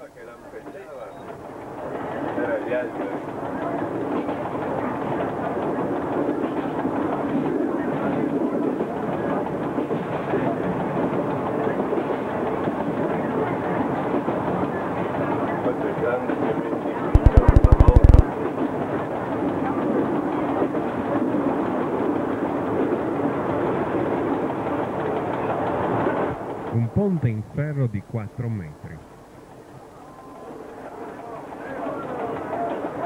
Un altro ponte in ferro di 6 metri.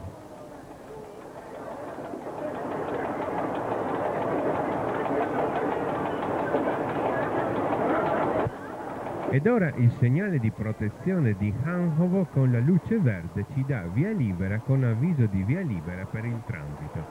La stazione di Hanhovo è la principale stazione di questo tratto di linea.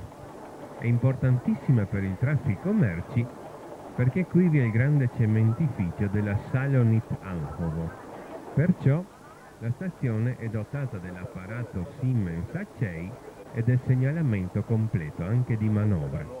Questa stazione è nuova e risale al 1974. La vediamo ora sulla sinistra. Questa stazione sostituisce la precedente stazione costruita dall'Italia nel 1921 quando è stato inaugurato il cementificio. La stazione italiana si trova 575 metri più avanti. Ecco ora il segnale di partenza verde con sotto anche il segnale bianco di manovra consentita. Invece la stazione precedente me la mostra adesso. La stazione FS oggi è stata inglobata nell'ambito del cementificio e serve come uffici per le macchine di manovra del cementificio. Eccola, questo piccolo edificio che vediamo ora in questo stile antico qui sulla destra. Si continua lungo gli impianti del cementificio in lieve salita del 3 per 1000.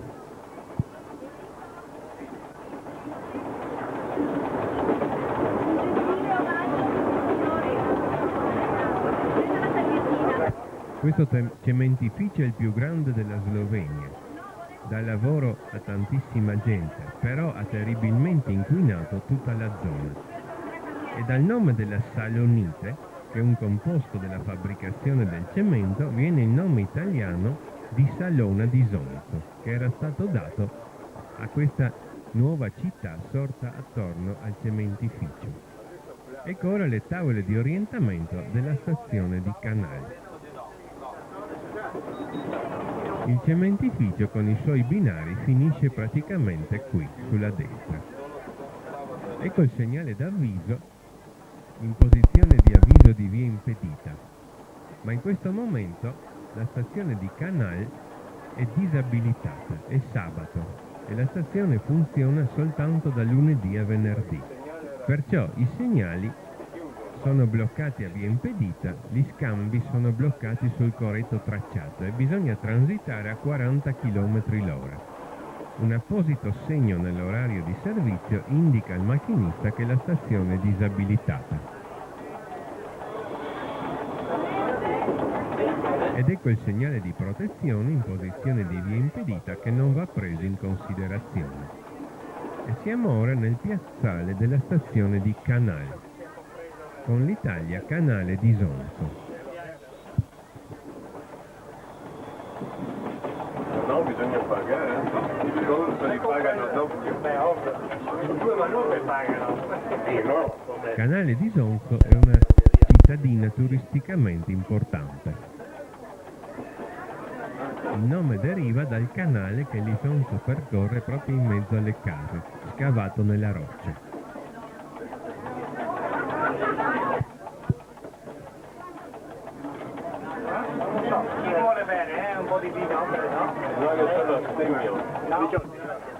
Finisce qui il piazzale della stazione di Canal ed ora una lieve salita del 2 per 1000.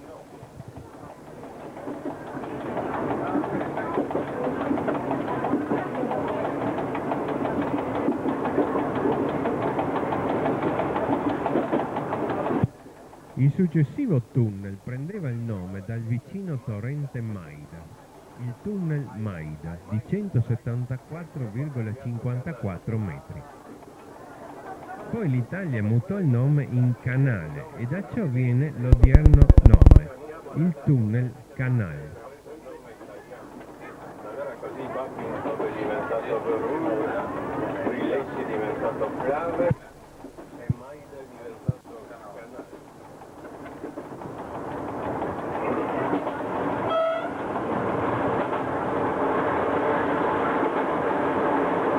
Fuori del tunnel Maida-Canal si passa poi il torrente Maida con un viadotto, il viadotto Maida di 20 metri. Questo viadotto passa inosservato. Poi si attraversa nuovamente l'Isonzo con il grande viadotto di Aiba di 242,50 metri. Questo viadotto è nuovo. Sulla sinistra vediamo i sostegni del vecchio viadotto andato distrutto nella seconda guerra mondiale. Dopo un viadotto provvisorio del tipo Roth-Wagner, questo nuovo viadotto venne attivato nel 1953. Si costeggia ora in salita dell'8 per 1000 con una serie di piccoli ponti. Ecco ora un viadotto di 24 metri senza nome.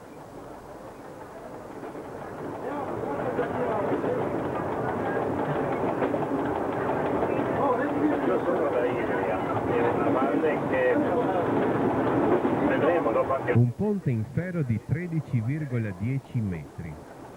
da noi si andava sempre la prima stazione era Santa Lucia, sì, e dopo c'erano le principali, era Ausa che arriva adesso, Canale, Blave, così che ai ragazzi per imparare come si seguono c'è una strocca che diceva Il viadotto di Teufelsschlucht di 51 metri.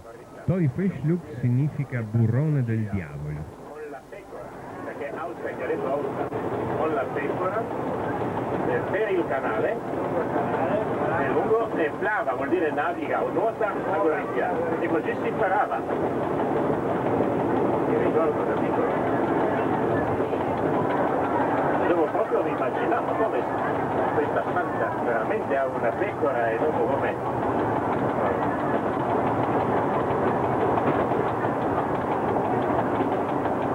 Anche qui sulla sinistra l'Isonzo si allarga in un lago artificiale, il lago della centrale di Canale.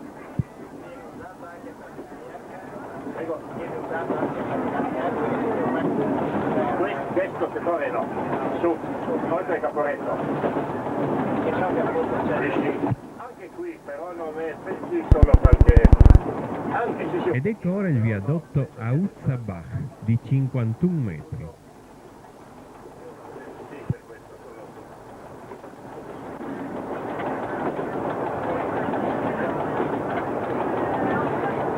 Siamo ora alla terza galleria artificiale, la terza galleria, lunga 130,10 metri.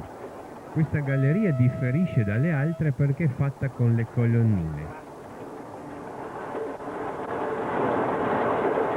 Questo viadotto di E subito dopo si passa il grande viadotto di Murtvaski Bach di 163 metri, il viadotto del Rio dei Morti. Sotto l'Isonzo compie un angolo retto, una visione bellissima del fiume e si entra nel piazzale abbandonato della ex stazione di Auze.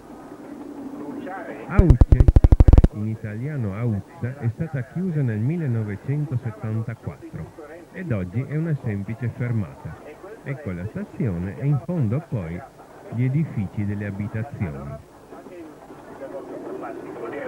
Adesso è una delle parti più belle. Poi, dove finisce qui il piazzale, inizia una delle più belle parti della linea lungo l'Isonzo.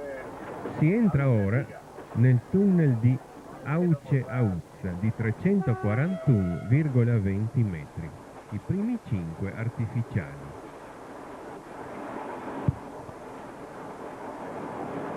Sì, questo è il doppler. Si continua a salire in lieve pendenza, 3 per 1000.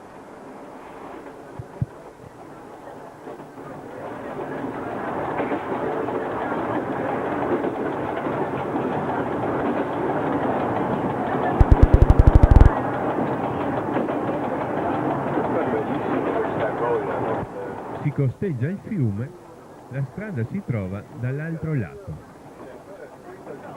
Da Campomarzio dei tempi dell'Italia.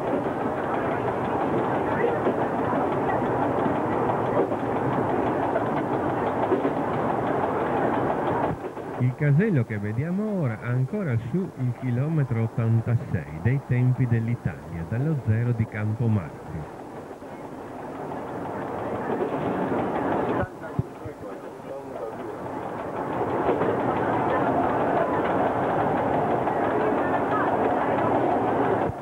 Si arriva ora al tunnel Dobler di 347,75 metri. 51,55 metri sono artificiali, poi 254,20 sono il tunnel e poi gli ultimi 42 sono nuovamente artificiali.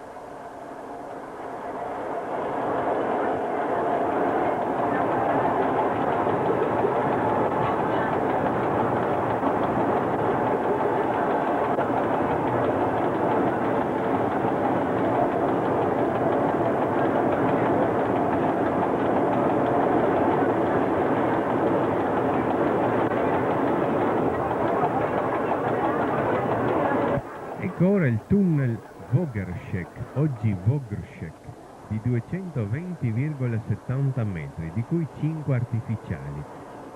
Poi vi è il viadotto di Vogerschekbach di 50 metri.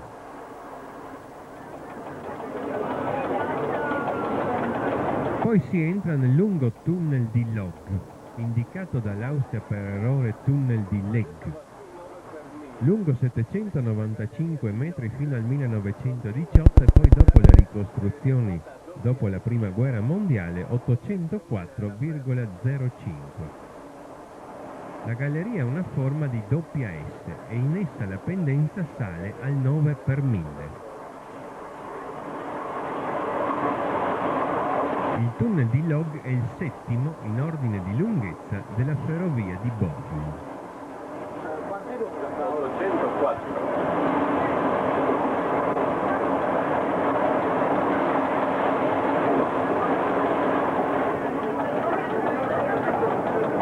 Questo viene il lago del Bisonzo. Siamo ora nella zona di Pobsela. Qui un'altra diga sulla sinistra sbarra l'Isonzo e forma il lago artificiale di Doblari. Ecco gli impianti della diga, mentre la nostra linea entra nel tunnel Skrt, antico nome Skert, di 390,60 metri.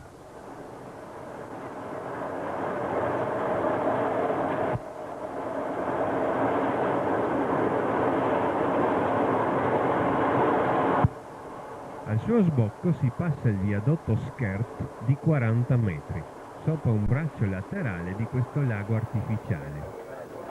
Qui poi vi era il viadotto di Werwerfungsspalten, distrutto dalla prima guerra mondiale, si vedono i resti a sinistra, e sostituito da questo nuovo ponte in ferro di 50 metri. Qui vi era anche un posto di giunto telefonico ai tempi dell'Italia, e questa zona è tutta rifatta a seguito di grandi frane. La linea franò nel lago, sia nell'80 che nel 90. Ecco poi il viadotto di Lenen di 60 metri, che ci porta nel tunnel di Sand, oggi Dobrochnik II, di 77,92 metri. Poi vi è un ponte in ferro di 12 metri, il tunnel Dobrochnik, oggi Dobrochnik I, di 40,95 metri, un viadotto di 21 metri e il tunnel di Santa Lucia Mosna Sot.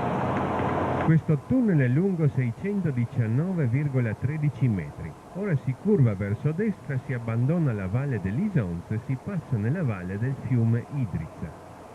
Nel tunnel le tavole di orientamento del segnale di avviso della stazione di Mosna Sochi.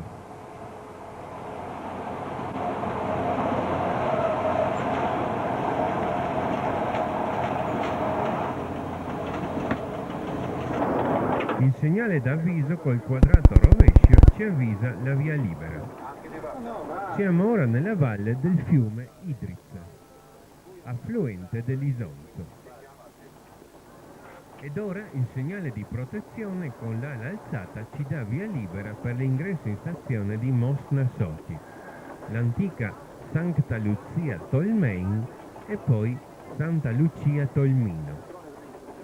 Il nome è stato cambiato dopo la seconda guerra mondiale in Mosna Sochi, ponte sull'Isonzo, per motivi politici.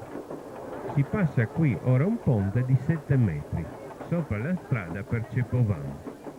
Ed ecco il piazzale della stazione di Mosna Sochi, da sempre stazione importante, sia perché è al servizio di Tolmino, sia perché qui vi era ai tempi del vapore l'inizio del rinforzo per la salita della rampa sud alpina. Vi era anche la piattaforma girevole.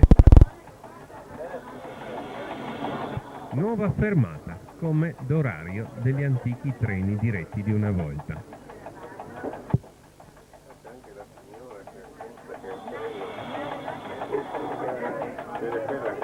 Che pensa che sia il treno.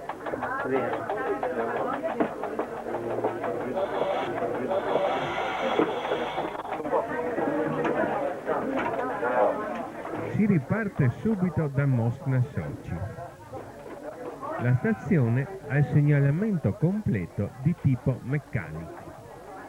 Il segnale di partenza con l'ala alzata ci dà via libera.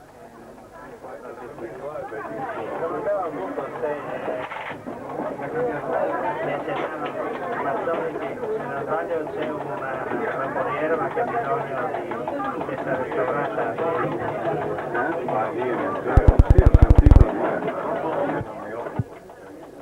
Si abbandona ora la valle del fiume Idrica per passare nella valle del torrente Bacia.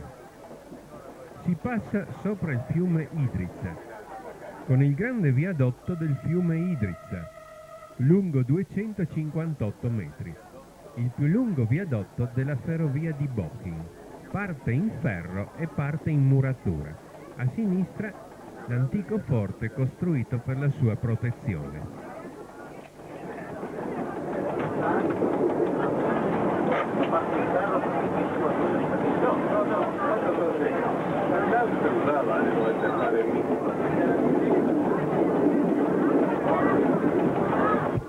Subito dopo il viadotto il tunnel Bacia di 46 metri, seguito immediatamente dal viadotto Sprinkwell di 55 metri. La linea qui è sempre pianeggiante. Siamo nella valle ora del torrente Bacia.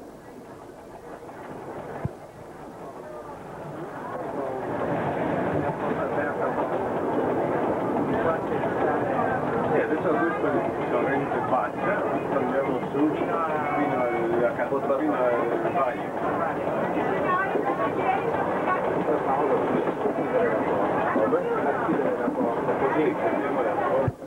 Questo lungo tratto pianeggiante finisce presto e inizia la rampa sud-alpina, la rampa per la salita verso la catena principale delle Alpi Giulie. Al chilometro 113,800, oggi 53,100, finisce il tratto orizzontale e comincia la rampa sud-alpina. Adesso capisco perché ci si innamora del treno. E poi adesso comincia la rampa, 15 km di rampa. Ecco l'inizio della rampa. Siamo ora in salita del 15 per 1000. Si passa ora il Bacia con il secondo viadotto Bacia, 11° attraversamento del Bacia, lungo 60 metri. È arrivato un aereo italiano a bombardare, adesso tutti sono scappati via, anche i macchinisti. Invece il pochista, da solo, ha fatto retrocedere il treno fino alla galleria. Ora si ripassa il Bacia con il primo viadotto Bacia, 10° attraversamento del Bacia, lungo 73 metri. Adesso quando mette il treno anche il macchinisti. Quindi ho capito la cosa.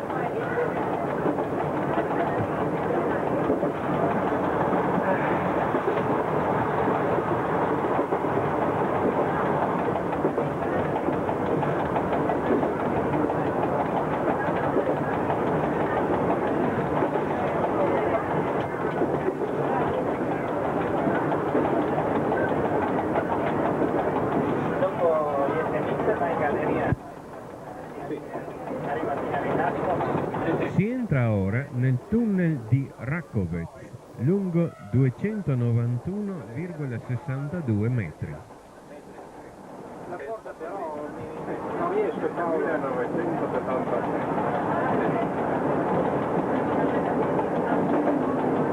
Ma quella non è più questa linea, è la linea delle caravane. Cioè, è sempre la stessa percorso, ma cambia nome. Ma questa viene utilizzata. Ecco ora una tabella che ci avvisa una fermata, ma anche questa è una ex stazione. Podmelec, al tempo italiano Piedimelze, dal 1970 è stata chiusa. Qui cominciava il piazzale della stazione. La stazione fu molto importante durante la Prima Guerra Mondiale come capolinea provvisorio.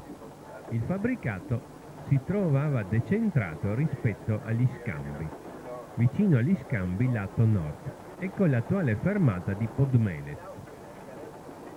Subito dopo si passa il Bacia per la nona volta con il ponte Bacia pri Podmelce di 59,44 metri e si entra nel tunnel Klauze di 170,03 metri, di cui 13 artificiali lato nord. Poi segue il viadotto di Knežabad, lungo 36 metri.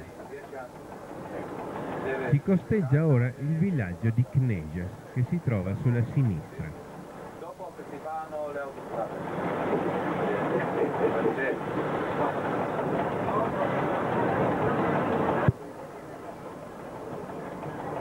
Siamo qui in salita del 20 per 1000 che ora si riduce a 15 e siamo nel tunnel Kneža di 383,95 metri.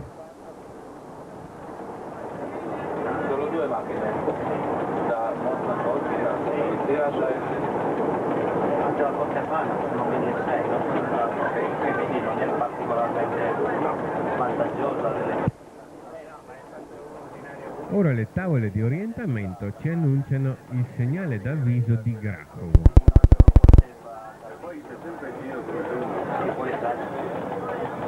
Il segnale con il quadrato rovesciato ci avvisa via libera. Quale? Ah no, no. Dopo il segnale si entra nel tunnel Murgraben, oggi Grahovo, di 201,82 metri. Al suo sbocco il ponte Bacia Sesto, 8° attraversamento del Bacia, di 60 metri.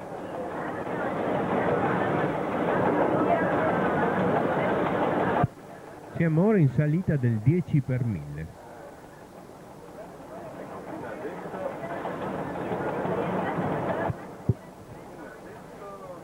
Ed ecco il segnale di protezione con l'ala alzata che ci dà via libera.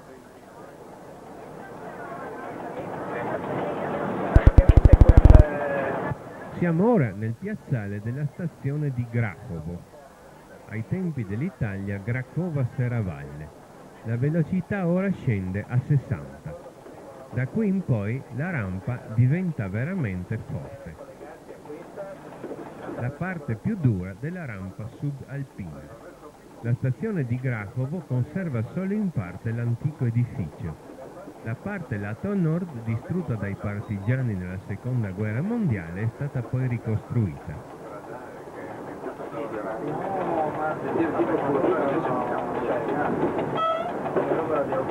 Appena fuori dagli scambi, la linea si impenna subito al 26 per 1000 e si passa per la settima volta il Bacia sul ponte Bacia Quinto di 51 metri.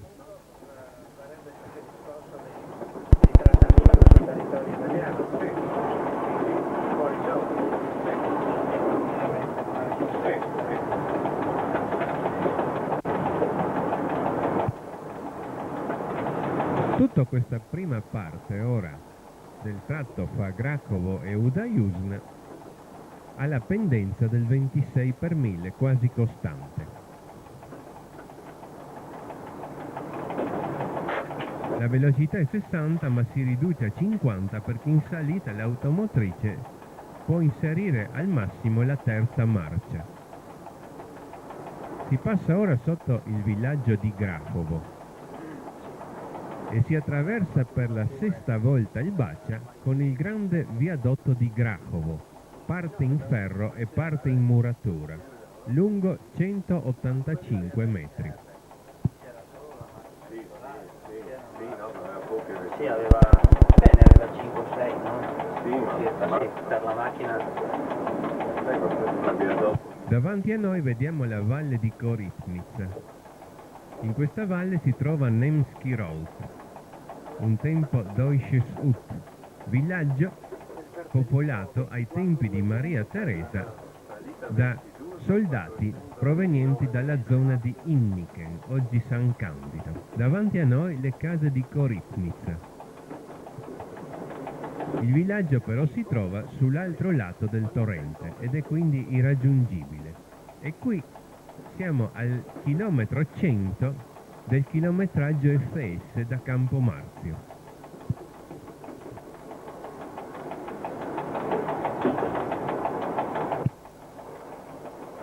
Da qui in poi la pendenza della rampa oscilla fra il 20 e il 26 per 1000. Frequentemente abbiamo il 24 per 1000.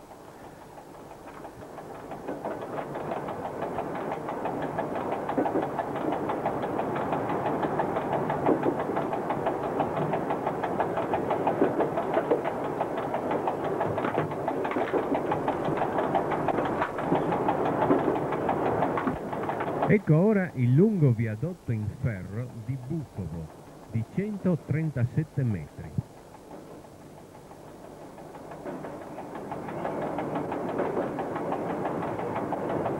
Ci avviciniamo ora al lungo tunnel di Bukovo. Questo in origine era lungo 927,7 metri, poi nel 1922 venne allungato per l'impianto di areazione. E così oggi è lungo 937,40 metri, cioè 9,70 metri in più. Questo tunnel ha una pendenza quasi costante del 24 per 1000. Ai tempi del vapore era uno dei tunnel più temuti dai macchinisti. Verso sinistra. L'impianto di areazione qui è ancora in grado di funzionare. Come si esce dal tunnel, si passa il Bacia la quinta volta col ponte Bacia quarto di 25-60 metri, mentre si accende la luce di controllo del passaggio a livello.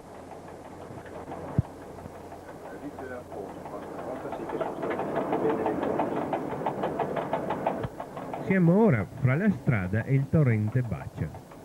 Poi si passa il Bacia la quarta volta col ponte Bacia terzo di 25,60 metri.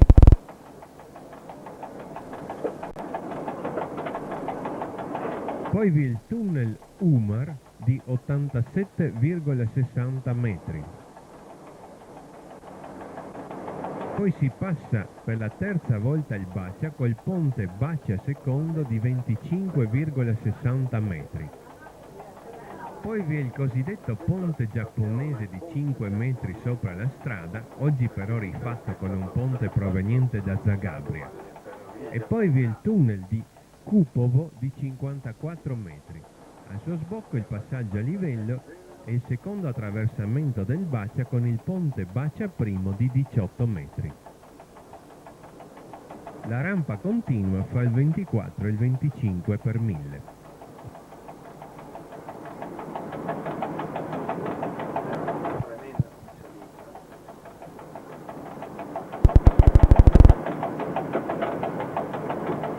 Sì, però lo stesso è minore di quella di Trieste.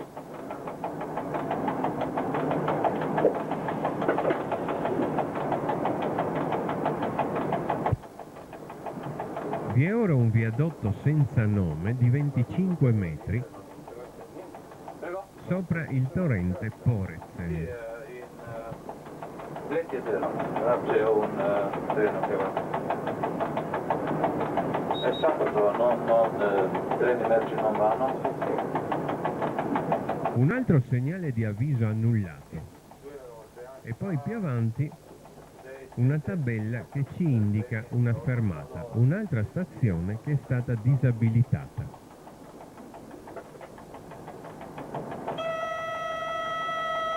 Ecco la tabella della fermata. E poi si entra nel tunnel rettilineo di Udajuzn di 311,08 metri.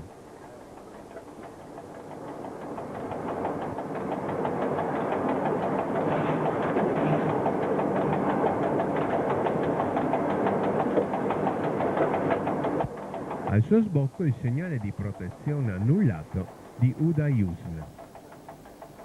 La stazione di Udajuzn è stata disabilitata nel 1991.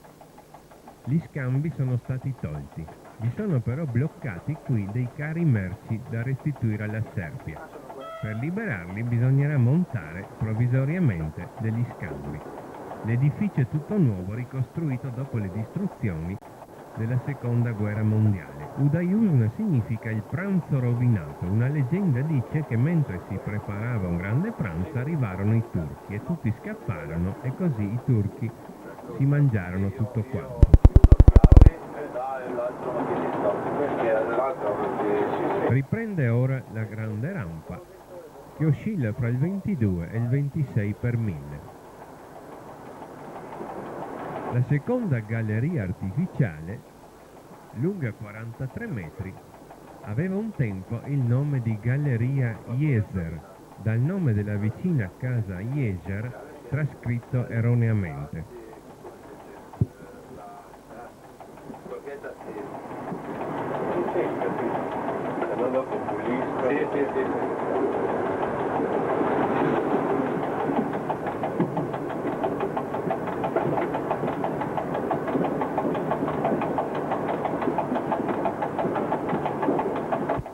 Siamo qui ora al chilometro 100 imperiale da St. Veit Underground.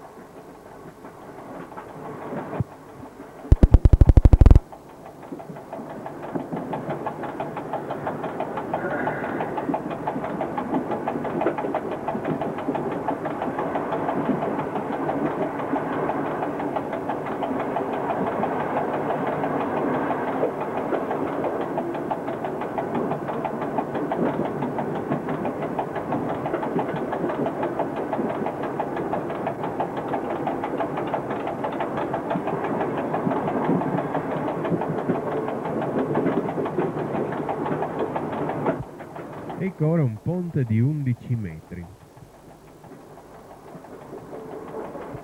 poi un ponte di 10 metri,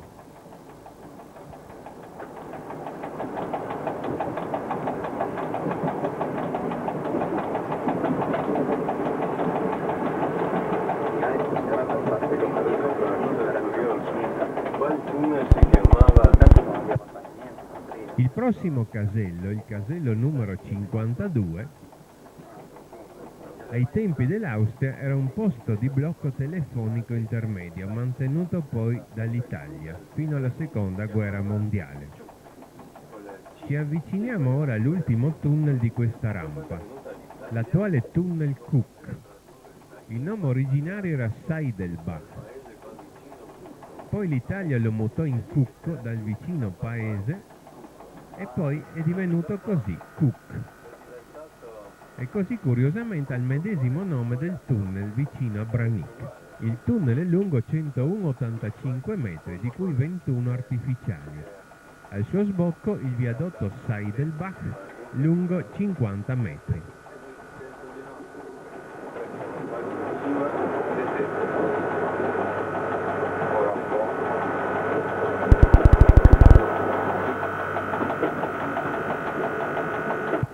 Intanto suona un allarme e la velocità si riduce. Un motore dell'automotrice è andato fuori uso per mancanza dell'acqua del circuito di raffreddamento. Un brutto inconveniente in una rampa del 26 per 1000. La velocità infatti scende poco a poco e si assesta sui 30-35 km l'ora. L'automotrice procede ora quindi con un motore solo. Bisogna sperare che ce la faccia ad arrivare a Podburgo, altrimenti sarà necessario chiamare soccorso.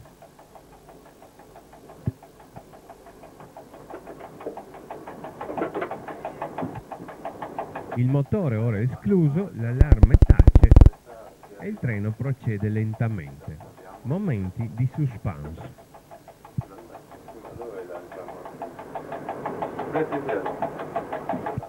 In fondo vediamo la catena principale delle Alpi Giulie. Ma quello che treno è di Come questo numero è 42? Prego? Ecco ora il viadotto di Porzen di 60 metri, che probabilmente è una trascrizione inesatta di Porezen, mentre le tavole di orientamento ci annunciano l'avviso di Podburgo.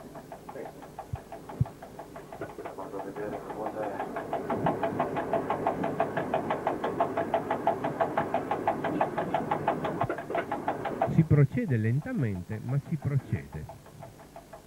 Ecco il segnale verde che ci avvisa via libera. Se arriviamo a Podburgo, dopo basta, siamo a posto. Sì, sì, ma con un motore si può andare avanti, non c'è problema. Qui è salita, dopo non è così grave.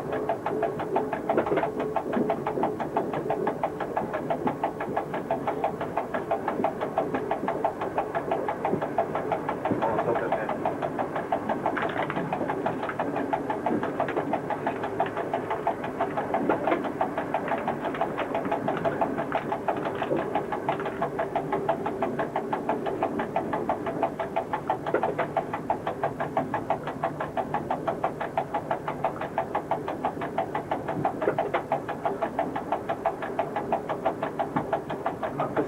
Fai le fotografie ai portali.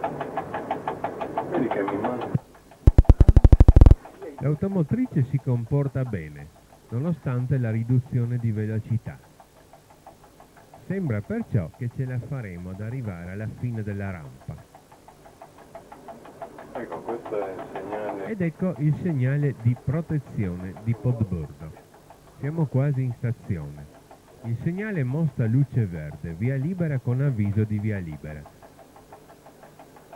Il treno si fermerà a Podburgo come stabilito dall'orario, ma comunque è già stato preparato il transito. Comunque quella che doveva essere una semplice fermata simbolica diventerà ora una fermata importante per riassettare il motore e riempire il serbatoio dell'acqua mancante.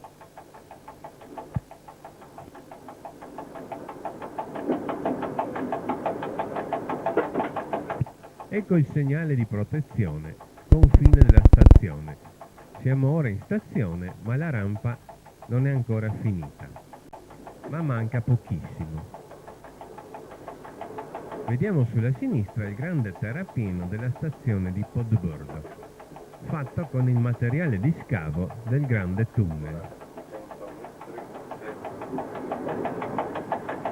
Ed eccoci alla fine della rampa sudalpina, una rampa lunga 19 km e 500 metri.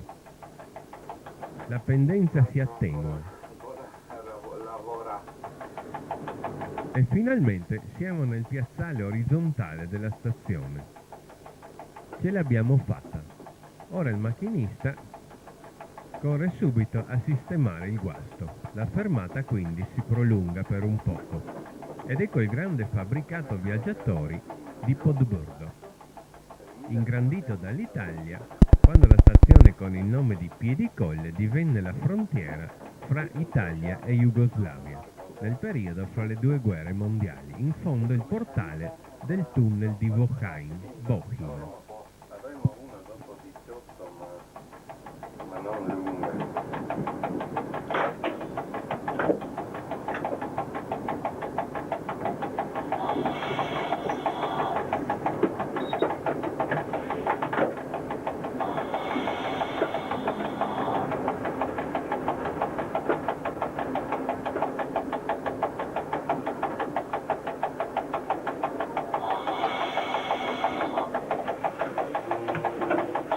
Sí, bueno, malo poderse en el motor terzo, Ya. Riparato il guasto si può ripartire da Podbrdo, l'automotrice nuovamente in perfetta efficienza. Podbrdo, durante la seconda guerra mondiale, divenne frontiera Italia-Germania, quando parte della Slovenia venne annessa alla Germania. Vuoi vedere la galleria? Da qui in poi vi era fino alla seconda guerra mondiale il doppio binario, come in tutte le grandi gallerie di valico superiori a 5 km. Ora il segnale di partenza verde ci dà via libera. Sulla destra uno spiazzo con un campo sportivo. Qui l'Italia montò la piattaforma girevole, che poi smontata è finita a Cesana. Ed ecco ora il ponte Bacia pri Podbrdo, il primo attraversamento del Bacia di 13 metri, e si entra nella grande galleria di valico di Bohinj.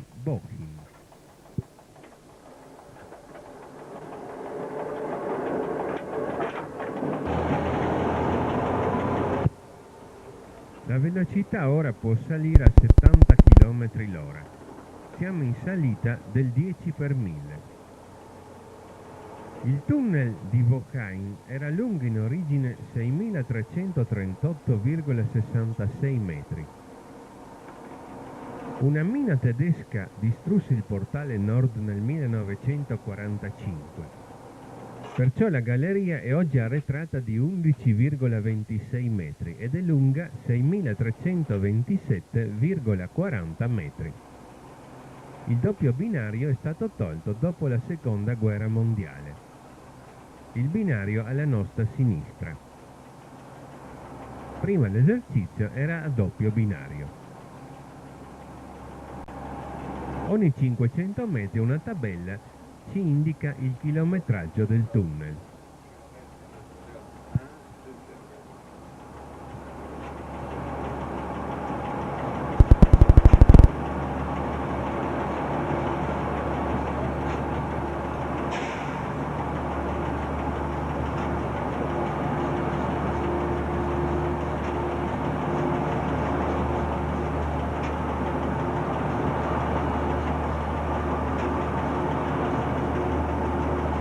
Ecco il chilometro 5 dal portale nord. Questa galleria, fin dal momento della costruzione, ha dato moltissimi problemi.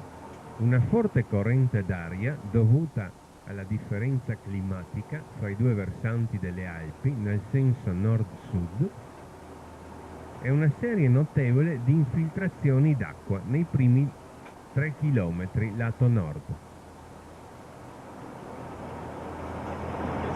Queste gallerie lavori senza macchine, senza... Sì? Lavori grandi.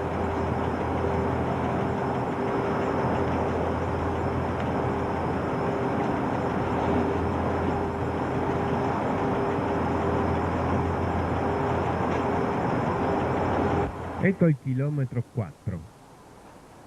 Siamo ora quasi al culmine.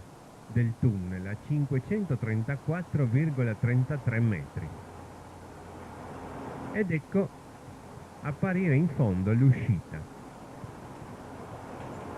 Vi ora un breve tratto orizzontale e poi si scende al 3 per 1000. Sopra di noi lo spessore della montagna, il monte Kobla, è 965 metri. Ci avviciniamo ora al chilometro 2,8 dove la velocità va ridotta a 50 km l'ora. La velocità va ridotta a causa delle infiltrazioni d'acqua, in particolare abbiamo due grandi sorgenti. Ecco la tabella che ci annuncia il 50 del rallentamento. Le due grandi sorgenti introducono nel tunnel 8000 litri d'acqua. Quest'acqua cammina in due canali posti sotto la sede stradale del binario. Ecco il punto di inizio del tratto a velocità ridotta. Siamo ora al chilometro 3 e poi al chilometro 2,6 abbiamo la seconda grande sorgente, la più violenta. È stato anche costruito un muro a protezione della massicciata.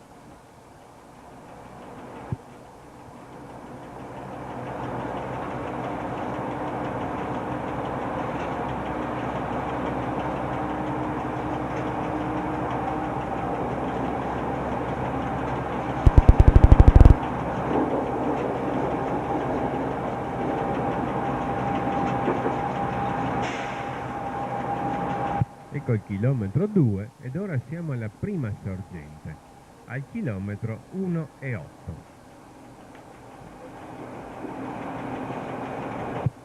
Osservando la parete laterale del tunnel si vede in basso, vicino al binario, un punto più bianco del solito. Quello è il prodotto del passaggio dell'acqua. Nel periodo delle grandi piene l'acqua invade la galleria e arriva al portale nord addirittura a 60 cm sul piano del ferro. Questo succede 2 volte all'anno per un paio di giorni. In quel caso la circolazione è bloccata. Tutta questa parte del tunnel però è anche piena di altre infiltrazioni d'acqua. Per questo motivo al portale nord è stata costruita una porta di legno.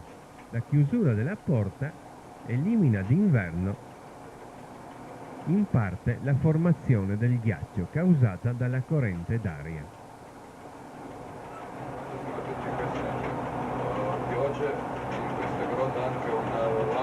Ed ecco ora la luce verde del segnale d'avviso di Bohinska Bistrica che ci avvisa via libera.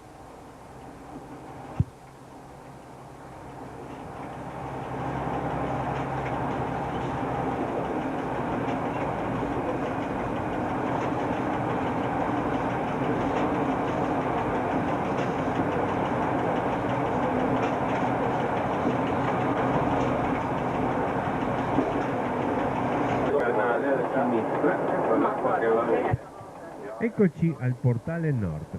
A sinistra in basso si vede il canale di uscita dell'acqua e poi il marciapiede del servizio Kobla. Il binario è stato mantenuto per i sciatori. Ecco il segnale di protezione verde, via libera con avviso di via libera. E poi si passa il ponte del torrente Belza, lungo 17 metri, e si entra così nel piazzale della stazione di Bohinska Bistrica. Un tempo Faistric-Vokainer Zee e poi Bistrica-Bohinsko-Jezero. Infatti, sulla nostra sinistra a 5 km si trova il celebre lago di Bohin. Altra fermata per il nostro treno.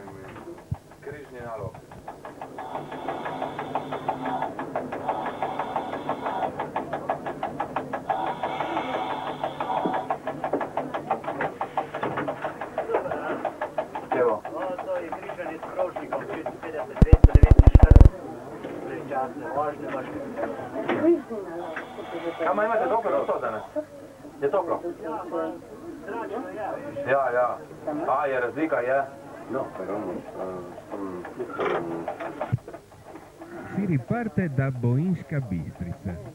Seguiamo ora la valle della Sava Boinka, la regione denominata Bochum, in tedesco Wochein. La regione che ha dato il nome alla nostra linea, la Wocheiner Bahn, la Boinska Proga. Il segnale di partenza verde ci dà via libera. Siamo in anticipo, bravo.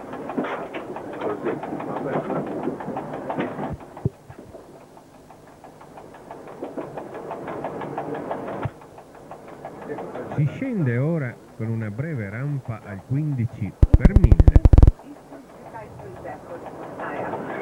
e si passa il terzo ponte sulla Sava Boinka, lungo 50 metri. Mjesto še dve posledišče. Let je čez kurvo tata. Pa, 10 minut. 10 minut, aha, in vado così che dico ai signori di attenti. È vero. Ma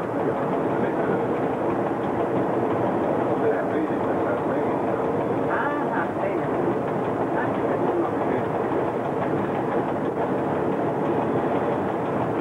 Mica cosa lo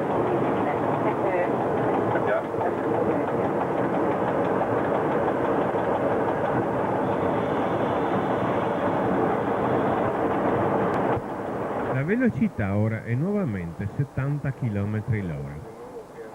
Ed ecco la fine di questa breve rampa. Ed ora la linea è praticamente pianeggiante, una lieve discesa del 4 per 1000. La valle infatti è qui molto ampia.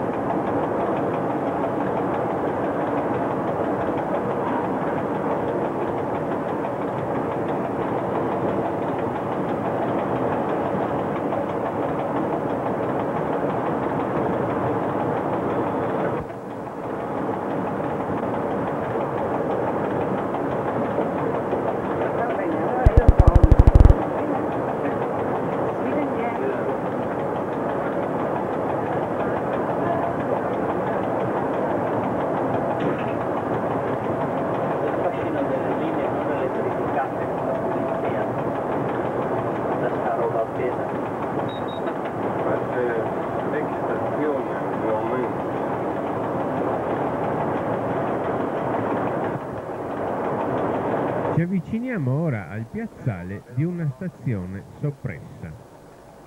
Ecco la tabella che ci avvisa la fermata. La stazione originaria di Neuming, in sloveno Nomen, nel 1970 è stata chiusa e ridotta a semplice fermata. Ed ecco qui l'attuale fermata con il marciapiede. A lato del binario attuale vi erano i due binari deviati.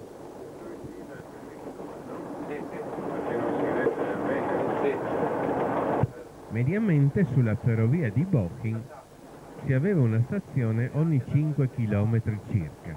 Questo perché per motivi finanziari non si poté costruire la linea a doppio binario. Prima di Nova Gorica ha comprato un sindicalista, vostro sindicalista, che lavora in dirigenza EPS in Nova Gorica. E mi ha detto che in Italia in questi tempi ora vanno macchinisti in pensione, ma non regolare. Prima. molto sì, regalano. Buona uscita anche 50 milioni. Sì. Non lo so perché. Mandarvi a gente. E mettere ferrovia in pericolo, chi lo sa perché. Io sono 20 anni e prima di una grande, come si dice, La valle ora comincia a restringersi. Ci stiamo avvicinando alla gola di Sotesca. Sotesca poi vuol dire esattamente proprio gola, gola fra le montagne. Io ho lavorato 270-280 ore al mese, di tutti i macchinisti così. Ogni giorno.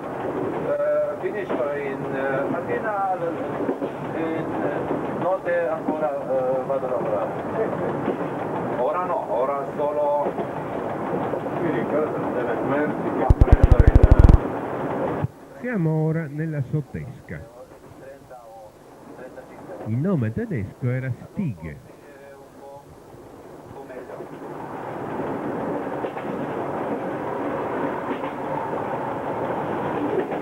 Ora lavoro un giorno alle 7 di mattina, alle 7 di sera, e altro giorno alle 7 di sera, alle 7 di mattina, 12 ore, a 24 riposo. Si passa ora sotto la strada di Bochum. Una tabella ci annuncia un rallentamento a 50, un rallentamento fisso in orario.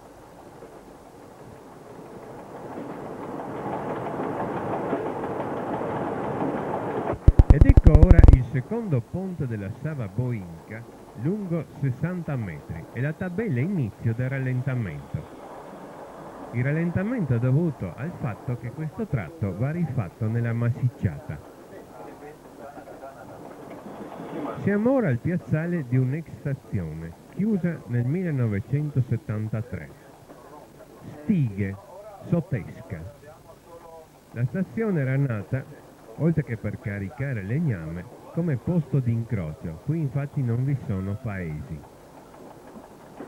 Ai tempi dell'occupazione tedesca della Slovenia il nome non venne ripreso in Stige, ma bensì in Wocheiner Klamm, cioè la gola di Wochein. Ecco qua l'antico piazzale di Sotesca. Dopo la chiusura la stazione rimase fermata perché qua vi era un edificio di abitazione e poi recentemente l'edificio è stato demolito e la fermata soppressa.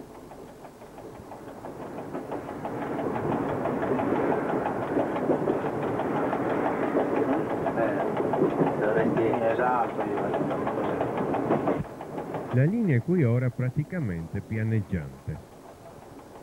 Finiva qui il piazzale della stazione.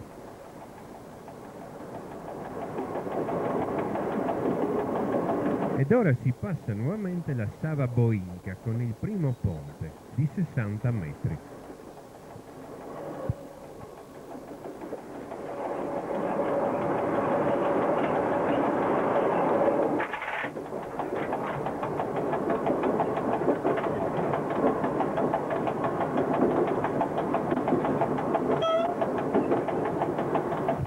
Siamo qui nel punto più stretto della Sotesca.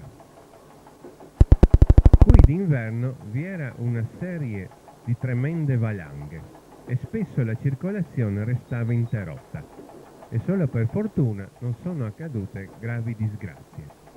Perciò nel 1980 si è deciso di eliminare questo problema con la costruzione di una nuova galleria artificiale, che da Jesenice è così ora la prima galleria artificiale. Questa galleria è lunga 167,48 metri e finisce qui il tratto a rallentamento. La galleria. Noi diciamo che è un spomenik, come si dice? Un monumento per i nostri dirigenti. È troppo grande, non è vero.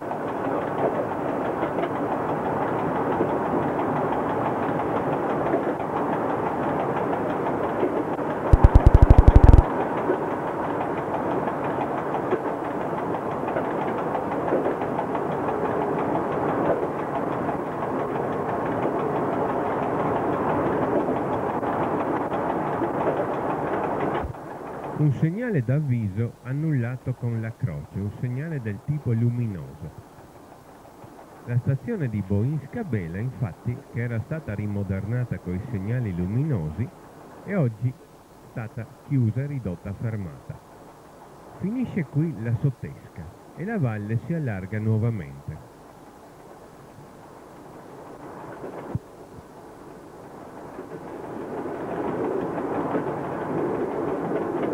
Questa è la seconda galleria dopo quella lunga.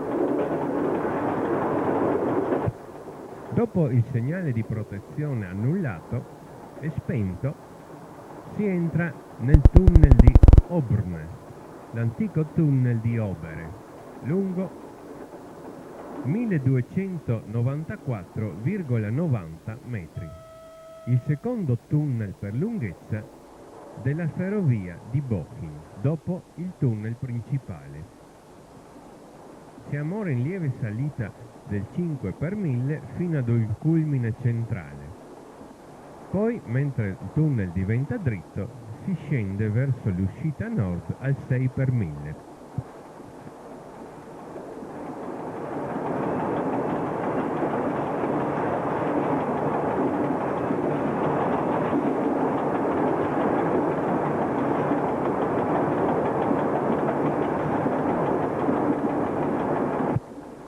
Questo tunnel non era previsto in origine ed è stato costruito a causa della frannosità dei terreni circostanti.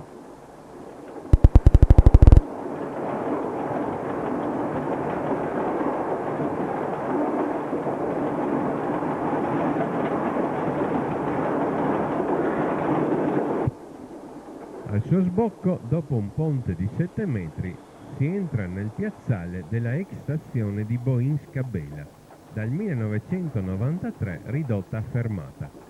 Anche qui il transito va fatto a 50 km all'ora. Gli scambi sono bloccati sul corretto tracciato. Boinska-Bela in tedesco si chiamava Wocheiner Fellach.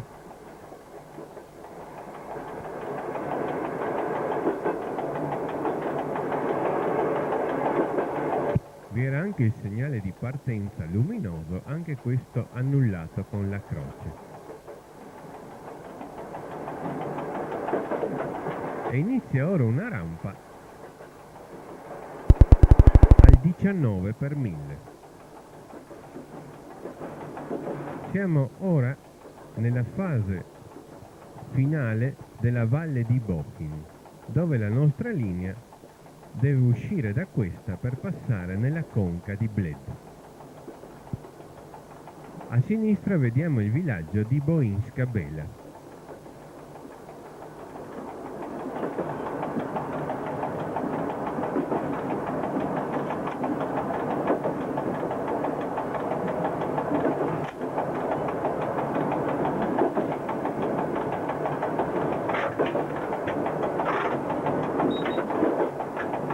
Si passa ora il viadotto Fellach di 28 metri e poi si entra nel tunnel Bela, il tunnel Fellach di 252,80 metri. I primi 19 sono artificiali.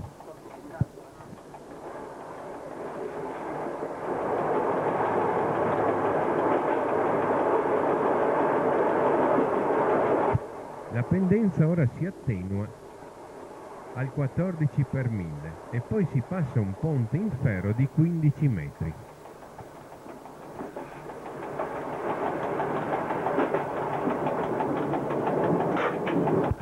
Il rilievo davanti a noi ci divide dalla conca di Bled. Vi passiamo sotto con il tunnel Sattelweg-Sedlo di 508,80 metri.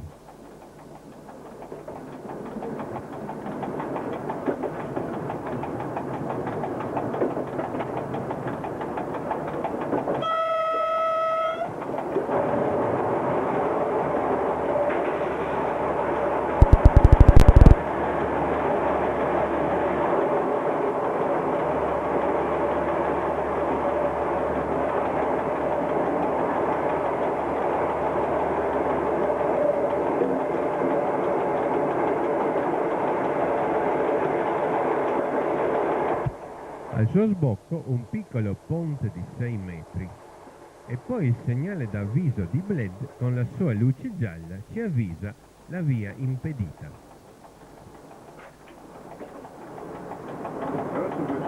Questi segnali luminosi a Bled sono nuovi, sono stati sostituiti nel 1995. Anche qui abbiamo però solo il segnale di entrata, manca il segnale di partenza. Mentre la pendenza si attenua ancora, il nostro treno si ferma al segnale di protezione rosso. A Bled vi è un incrocio e secondo la regola degli incroci, finché il primo treno non è entrato, l'altro deve fermarsi. Sì, sì, arriva prima. Lui.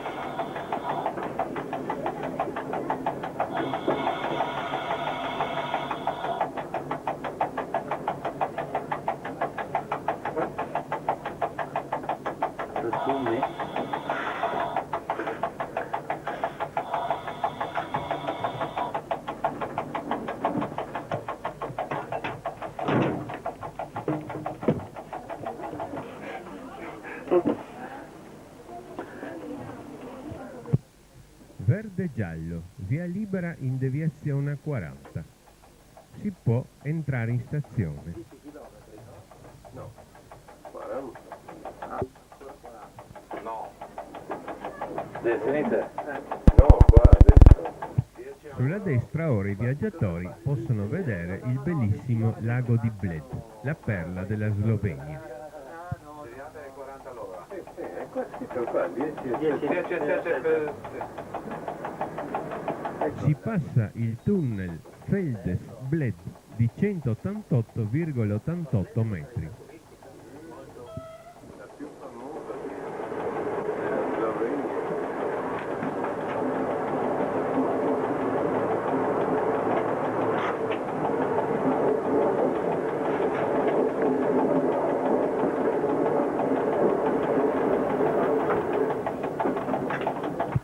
E si entra così sul binario deviato per l'incrocio con il treno 4205, il locale Jesenice-Sežana.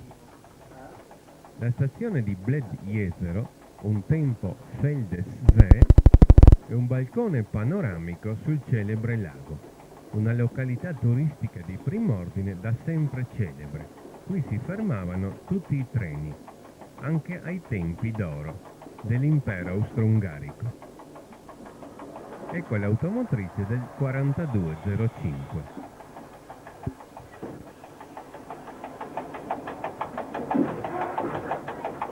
Se vuole salire?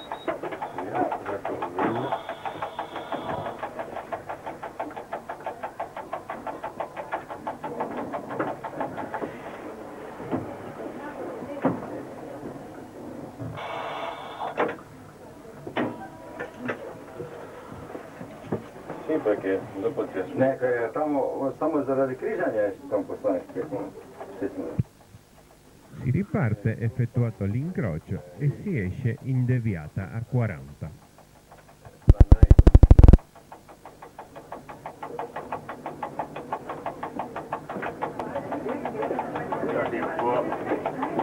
Hij wil hoeken.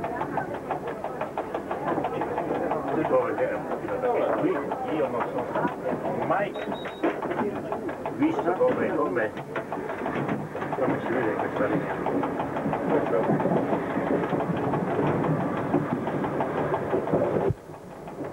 La velocità è ora 80. Nell'ambito della stazione vi è un raccordo industriale con la segheria di Recica.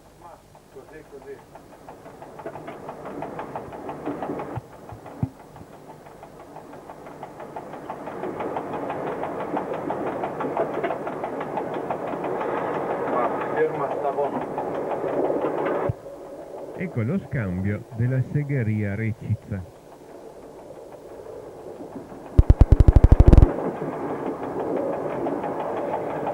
Ed ecco il segnale di protezione rovescio dove finisce la stazione.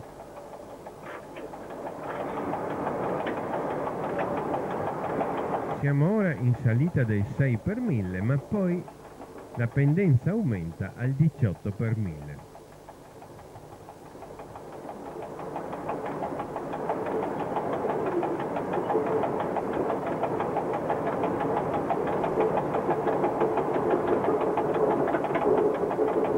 Adesso qua in fermata di Podhom hanno messo una birreria.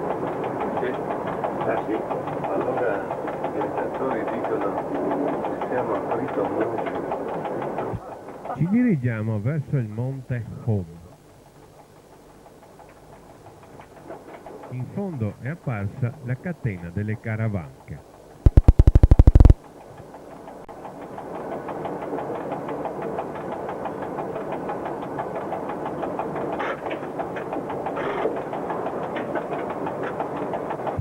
Vediamo davanti a noi il monte Home e sulla sinistra una valle. E quella è la Sotesca Vintgar, la bellissima gola dove il torrente Radovna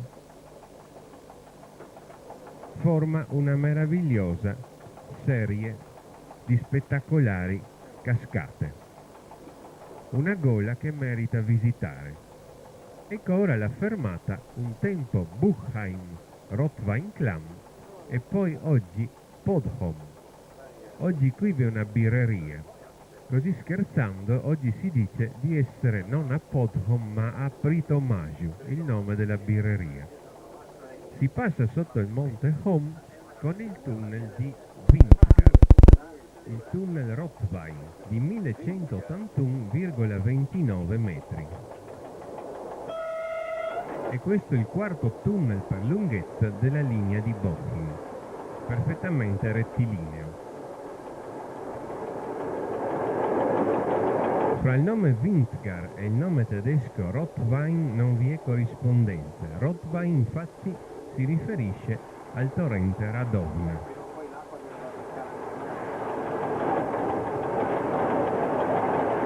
La gola di Vintgar è lunga 1,5 chilometri e merita senz'altro una visita. All'uscita del tunnel la velocità cala a 20 km all'ora a causa di un tratto franoso. Subito fuori del tunnel vi è il viadotto sulla gola di Vintgar, il viadotto Rotwein-Vintgar, lungo 65 metri, il cui arco principale misura 40,60 metri.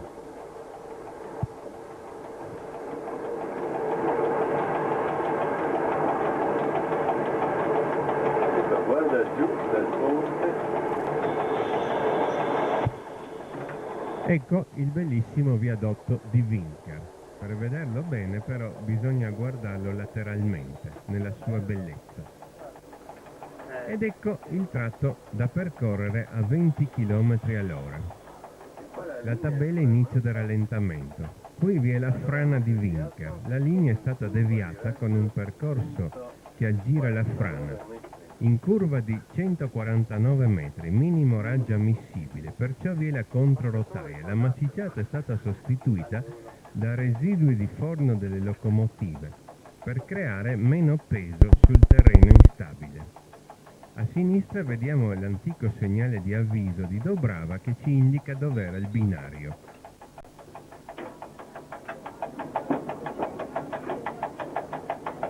Finisce la deviazione.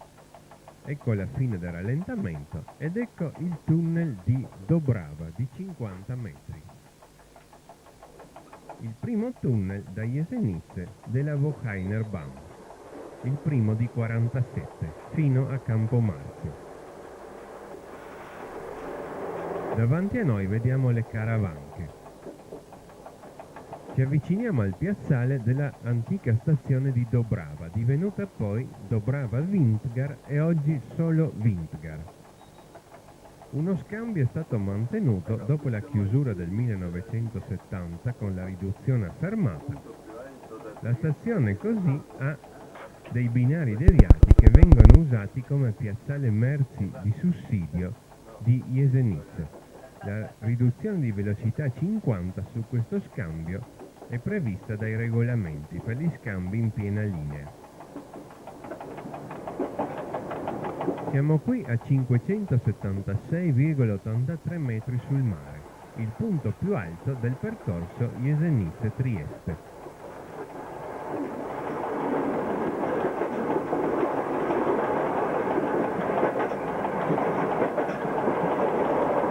Ed ecco l'edificio dell'antica stazione Dobrava-Vintkar. Ai tempi dell'occupazione tedesca della Slovenia il nome non tornò Dobrava, ma bensì il nuovo nome Hart, e per via della gola di Vintkar, Hart Rotweinklam.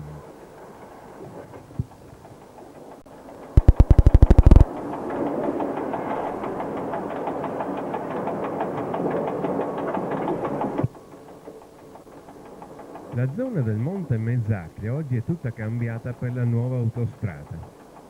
Così, un antico ponte in ferro di 5 metri oggi è diventato un ponte più importante di 12,50 metri, sopra l'accesso alla nuova autostrada. E poi l'autostrada ci passa sopra, con questo sovrapassaggio, che è una specie quasi di tunnel artificiale. Autocesta Mezzaclia, lungo 148 metri.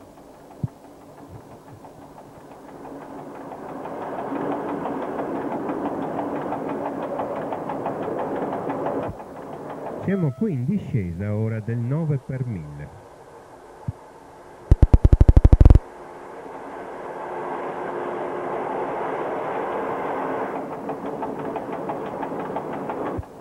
Ecco una tabella che ci avvisa la fermata di Kočna. La fermata di Kočna venne istituita nel 1941 per la zona industriale di Jesenice.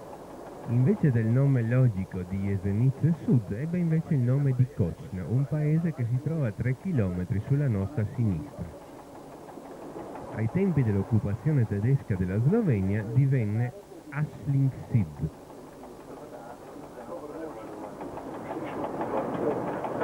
Ecco la fermata di Kočna con l'edificio rifatto dopo la seconda guerra mondiale. In fondo vediamo Jesenice, il capolinea.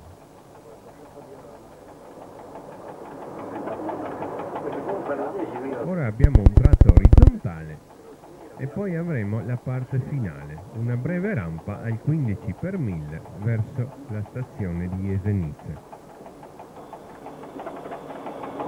Siamo ora nella valle dell'altra Sava, la Sava Dolinka. L'unione della Sava Dolinka e della Sava Boinka forma poi la Sava. Ecco le tavole di orientamento con la freccia rossa che ci indica il ritorno sotto la linea aerea del segnale d'avviso di Jesenice, che con la luce verde lampeggiante ci annuncia velocità ridotta e suona l'allarme dell'indusi. Che momento questa dove cambia dove? Però un po' di elettrico non vedo.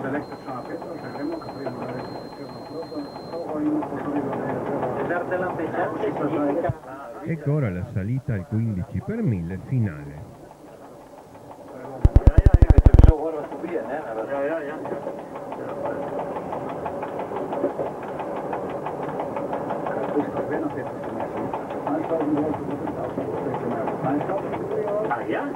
Si passa ora un breve ponte di 8 metri e poi il grande ponte sulla Sava Dolinka di 90,60 metri. Alla fine di questo vi era il punto denominato Jesenice Mezzaclia, dove un tempo gli operai delle ferriere scendevano direttamente per recarsi al lavoro. In fondo il segnale di protezione giallo lampeggiante su giallo ci autorizza ad entrare a 40 km/h e ci avvisa anche la via impedita. La tabella 35 però ci indica che la velocità non è come da regolamento 40 ma 35. 2,53 di filmato. E si arriva così alla stazione capolinea di Jesenice. Ritorna qui la linea aerea. Da destra proviene la linea rudolfiana, la linea di Lubiana, oggi linea principale. E così il nostro treno, come straordinario 34210, finisce la sua corsa in stazione di Jesenice, l'antica Assling. Primo treno a realizzare un collegamento diretto fra Trieste e Jesenice dal 1931, quando il capolinea dei treni internazionali venne spostato da Campomarzio a Trieste Centrale. Il nostro treno si arresta a Jesenice ed ora vi sarà la cerimonia celebrativa dei 90 anni, atteso dalle autorità cittadine. In alto vediamo i sezionamenti del cambio di tensione fra la corrente continua 3000 volt slovena e la corrente alternata 15.000 volt delle ferrovie austriache.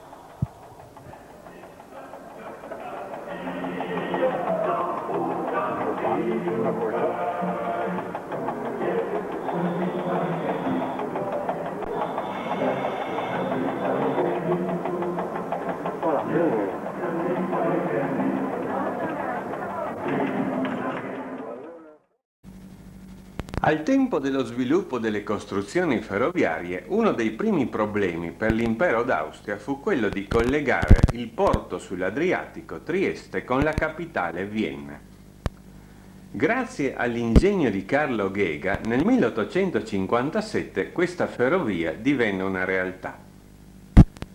La ferrovia del Sud, la Südbahn Vienna-Trieste, detta anche la Erzherzog Johann Bahn, cioè la ferrovia dell'arciduca Giovanni, dal nome di quest'arciduca che fu uno dei suoi promotori. Nome oggi considerato ufficioso. Questa ferrovia realizza la prima grande traversata alpina. Dopo Vienna affronta infatti il passo del Semmering. Abbiamo qui una serie di tornanti che saranno poi di scuola per tutte le ferrovie alpine. La ferrovia poi scende a Graz, poi arriva a Marburg, l'odierna Maribor, e poi nell'attuale Slovenia a Zilli, oggi Celje, poi seguendo il corso della Sava a Laibach, oggi Lubiana. Poi v'è la traversata del Carso e si arriva a Trieste. Un anno dopo lo Stato austriaco dovette dichiarare bancarotta. Le ferrovie vennero così cedute ai privati e la linea del Sud passò alla compagnia SB, cioè la Südbahn, di proprietà dei baroni Rothschild. Il collegamento ferroviario venne così penalizzato dalle tariffe della compagnia privata. Anche se era perfettamente funzionante, tuttavia costituiva un grosso onere economico. Si pensò così subito di realizzare un secondo collegamento ferroviario per Trieste.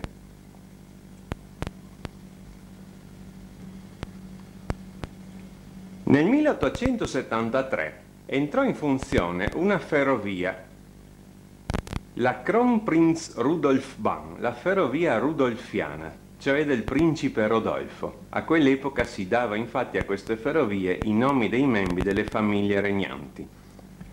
Questa ferrovia realizza una trasversale alpina, partendo dalla linea dell'imperatrice Elisabetta Vienna-Salisburgo, dai due capolinea di St. Valentin e di Amstetten, che i due rami si congiungono a Kleinreifling, poi si arriva a Selztal, si passa il passo di Scheber e poi si arriva a St. Veit an der Glan.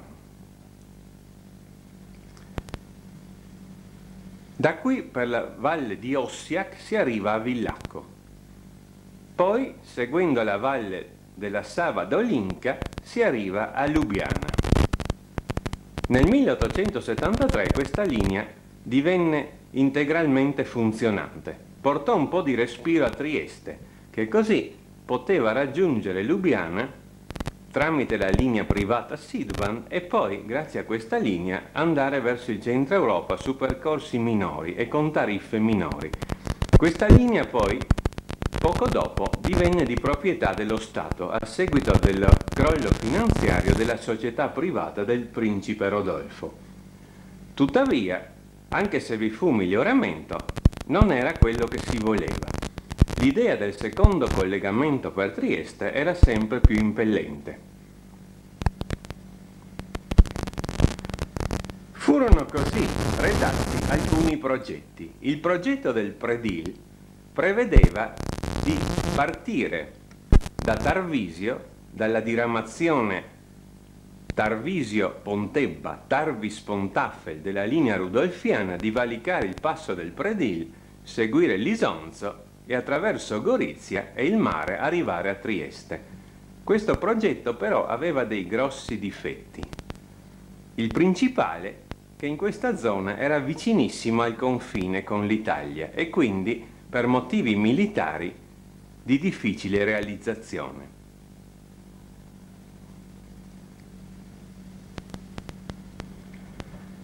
I cosiddetti progetti Laak-Piro prevedevano un percorso più orientale. Da Klagenfurt si attraversava le Caravanche con due percorsi alternativi, la Berenthal oppure l'Oibl, e poi si arrivava a Bischofslach, Scofialocca, da cui il nome Lach.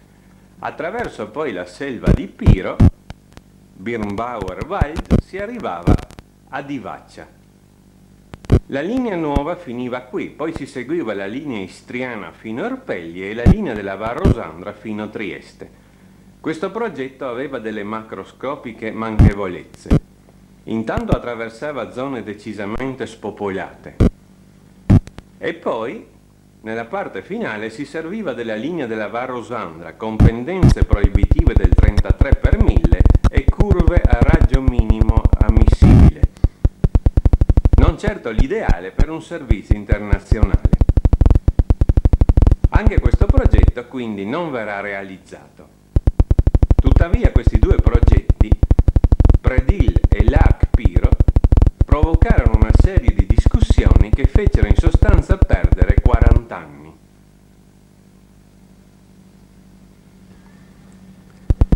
Il terzo progetto, il progetto illirico, va ricordato come una curiosità. Da Klagenfurt prevedeva di attraversare le Caravanche al passo di Seberg, Jezersko in sloveno, e poi attraverso Idria e la valle dell'Isonzo e il mare di arrivare a Trieste. Un percorso troppo lungo e per combinazione anche lontano dalle principali città. Un'idea quindi che trovò pochi seguaci e va ricordata più che altro come curiosità. Finalmente si arrivò all'idea della cosiddetta linea transalpina. La linea transalpina doveva collegare la Boemia e quindi l'Europa centrale con Trieste. Dalla città boema di Budweis, oggi České Budějovice, fino al mare. La transalpina venne realizzata unendo linee già esistenti con linee di nuova realizzazione. Dal capolinea boemo si arriva a Linz, sfruttando una linea già esistente. Poi prolungando un'altra linea e passando le Alpi, al passo del Pirn, ecco la linea del Pirn, con il tunnel di valico di Bosruck. E questo il primo grande tunnel dell'itinerario transalpino. Poi, attraverso la linea esistente della valle dell'Enns, si raggiunge la linea di Gisela, Salisburgo e Innsbruck a Bischofshofen. Si segue questa fino a Schwarzach-Sanweit e poi ecco la nuova sezione della linea dei Tauri, che valica la catena principale con la galleria dei Tauri. Si arriva così nella valle della Drava a Villacco. Qui un altro ramo che proviene da Klagenfurt e prolunga la linea di Sanweit an der Glan Klagenfurt, forma insieme al ramo di Villacco una grande Y, la ferrovia delle Caravanche. Si valica così la catena delle Caravanche. Raggiunta la linea rudolfiana ad Assling, Jesenice, ecco la parte finale. la ferrovia di Woheim, il cui progetto era stato studiato da quel grande imprenditore friulano Giacomo Cecconi, che dal nulla, da semplice muratore, divenne un grande imprenditore industriale edile e ottenne sia dall'Italia che dall'impero austro-ungarico il titolo di conte. La ferrovia di Woheim valica le Alpi Giulie con il tunnel di Woheim e poi scende a Gorizia e attraverso il Carso, un percorso militare, evita così le insidie del mare. A quell'epoca l'aviazione non c'era, quindi il pericolo era rappresentato dalle navi, e poi scende su Trieste. Con la Transalpina si realizzò finalmente il grande secondo collegamento di Trieste con l'Europa. La Transalpina entrò in funzione nel 1906, se si esclude però la sezione dei Tauri, che entrerà in funzione nel 1909. Come si vede, un grandissimo ritardo rispetto alla prima ferrovia del 1900. La realizzazione del collegamento transalpino si deve a quel grande uomo che fu l'ingegner Karl Wurmb, nato nel 1850 e morto nel 1907. Lo vediamo qui nel monumento che gli è stato eretto a Salisburgo. La scritta dice: al costruttore della ferrovia di montagna Salisburgo-Trieste. L'ingegner Karl Wurmb è tutt'oggi considerato uno dei più grandi uomini della storia ferroviaria austriaca.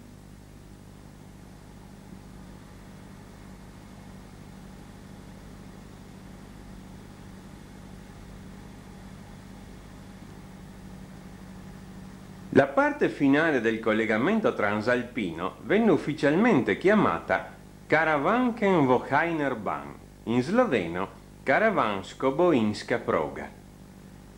Infatti venne realizzata l'unione fra la linea delle Karawanke e il suo antico tronco Sanveit-Klagenfurt e quindi Sanveit-Klagenfurt-Rosenbach-Jesenice con la linea di Woheim vera e propria Jesenice-Trieste. Il chilometro zero venne fissato a Glandorf, Sanveit an der Glan. La stazione mutò poi nome in Glandorf dal vicino paese quando venne costruita l'altra grande nuova stazione di Sanveit an der Glan.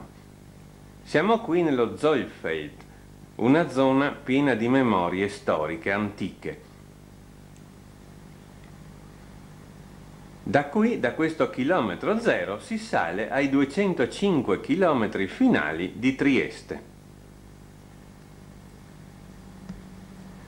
Se la parte finale dell'itinerario è la Karawanken-Woheiner Bahn, l'effettiva Woheiner Bahn è il percorso Jesenice-Trieste. In sloveno questa è la linea di Bohin, la Bohinska Proga. In italiano questo nome però non ha una traduzione. Perciò, equivocando, si disse la Transalpina.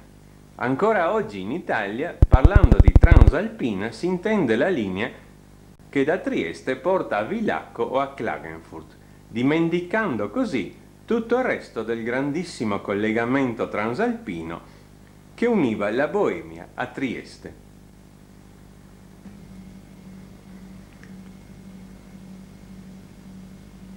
La parte finale della linea di Woheim inizia alla stazione di Campo Marzio, 205 km e 549,8 metri da Glandorf, Sanveit an der Glan. Campo Marzio fino al 1923 si chiamava Trieste Sant'Andrea. Poi vi è la rampa sud del Carso, dove si tocca la punta del 27,31 per 1000 e si raggiunge Villa Opicina. La linea sale ancora lievemente nel Carso, tocca un culmine e poi scende e si mantiene abbastanza stabile nell'altipiano. Ritocca un secondo culmine e poi scende con la rampa nord del Carso nella valle del torrente Branizza, raggiungendo il fondovalle, la valle del Vipacco. Qui, con un percorso quasi pianeggiante, Si segue il fiume, poi si risale lievemente e si arriva così a Gorizia. Questa è la cosiddetta linea del Carso, nome non ufficiale della parte finale della linea di Wochain.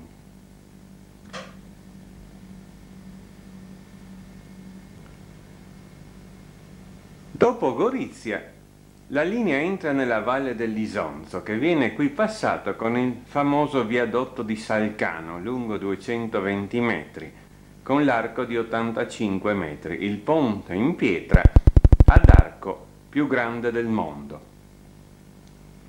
Si costeggia l'Isonzo quasi pianeggianti. L'Isonzo viene poi ripassato una seconda volta con il viadotto di Aiba. Si continua a costeggiare l'Isonzo, la zona si fa più montuosa, aumentano le gallerie, si arriva infine, girando nella valle del fiume Idria, alla stazione di Santa Lucia di Tolmino, l'odierna Mosna Soci. Comincia qui poi la grande rampa sudalpina, dove la pendenza sale al 26 per 1000 e si arriva al culmine di Podbrdo, in italiano Piedicolle, dove tra le due guerre mondiali vi fu la frontiera Italia-Jugoslavia. E poi si passa la catena delle Alpi Giulie con la grande galleria di Wochain, la galleria di Bohin, lunga in origine 6.339 metri ed oggi ridotta a 6.327. Si segue poi la valle della Sava Boinca. Ad un certo punto si prende a risalire, si tocca il 18 per 1000 e si arriva così a Jesenice, dopo aver passato il culmine alla stazione di Dobrava, oggi Vintkar. A questo punto, da Jesenice in poi, vi è il passaggio della catena delle Caravanche con la grande galleria delle Caravanche, ma qui siamo ora sul tratto della ferrovia delle Caravanche.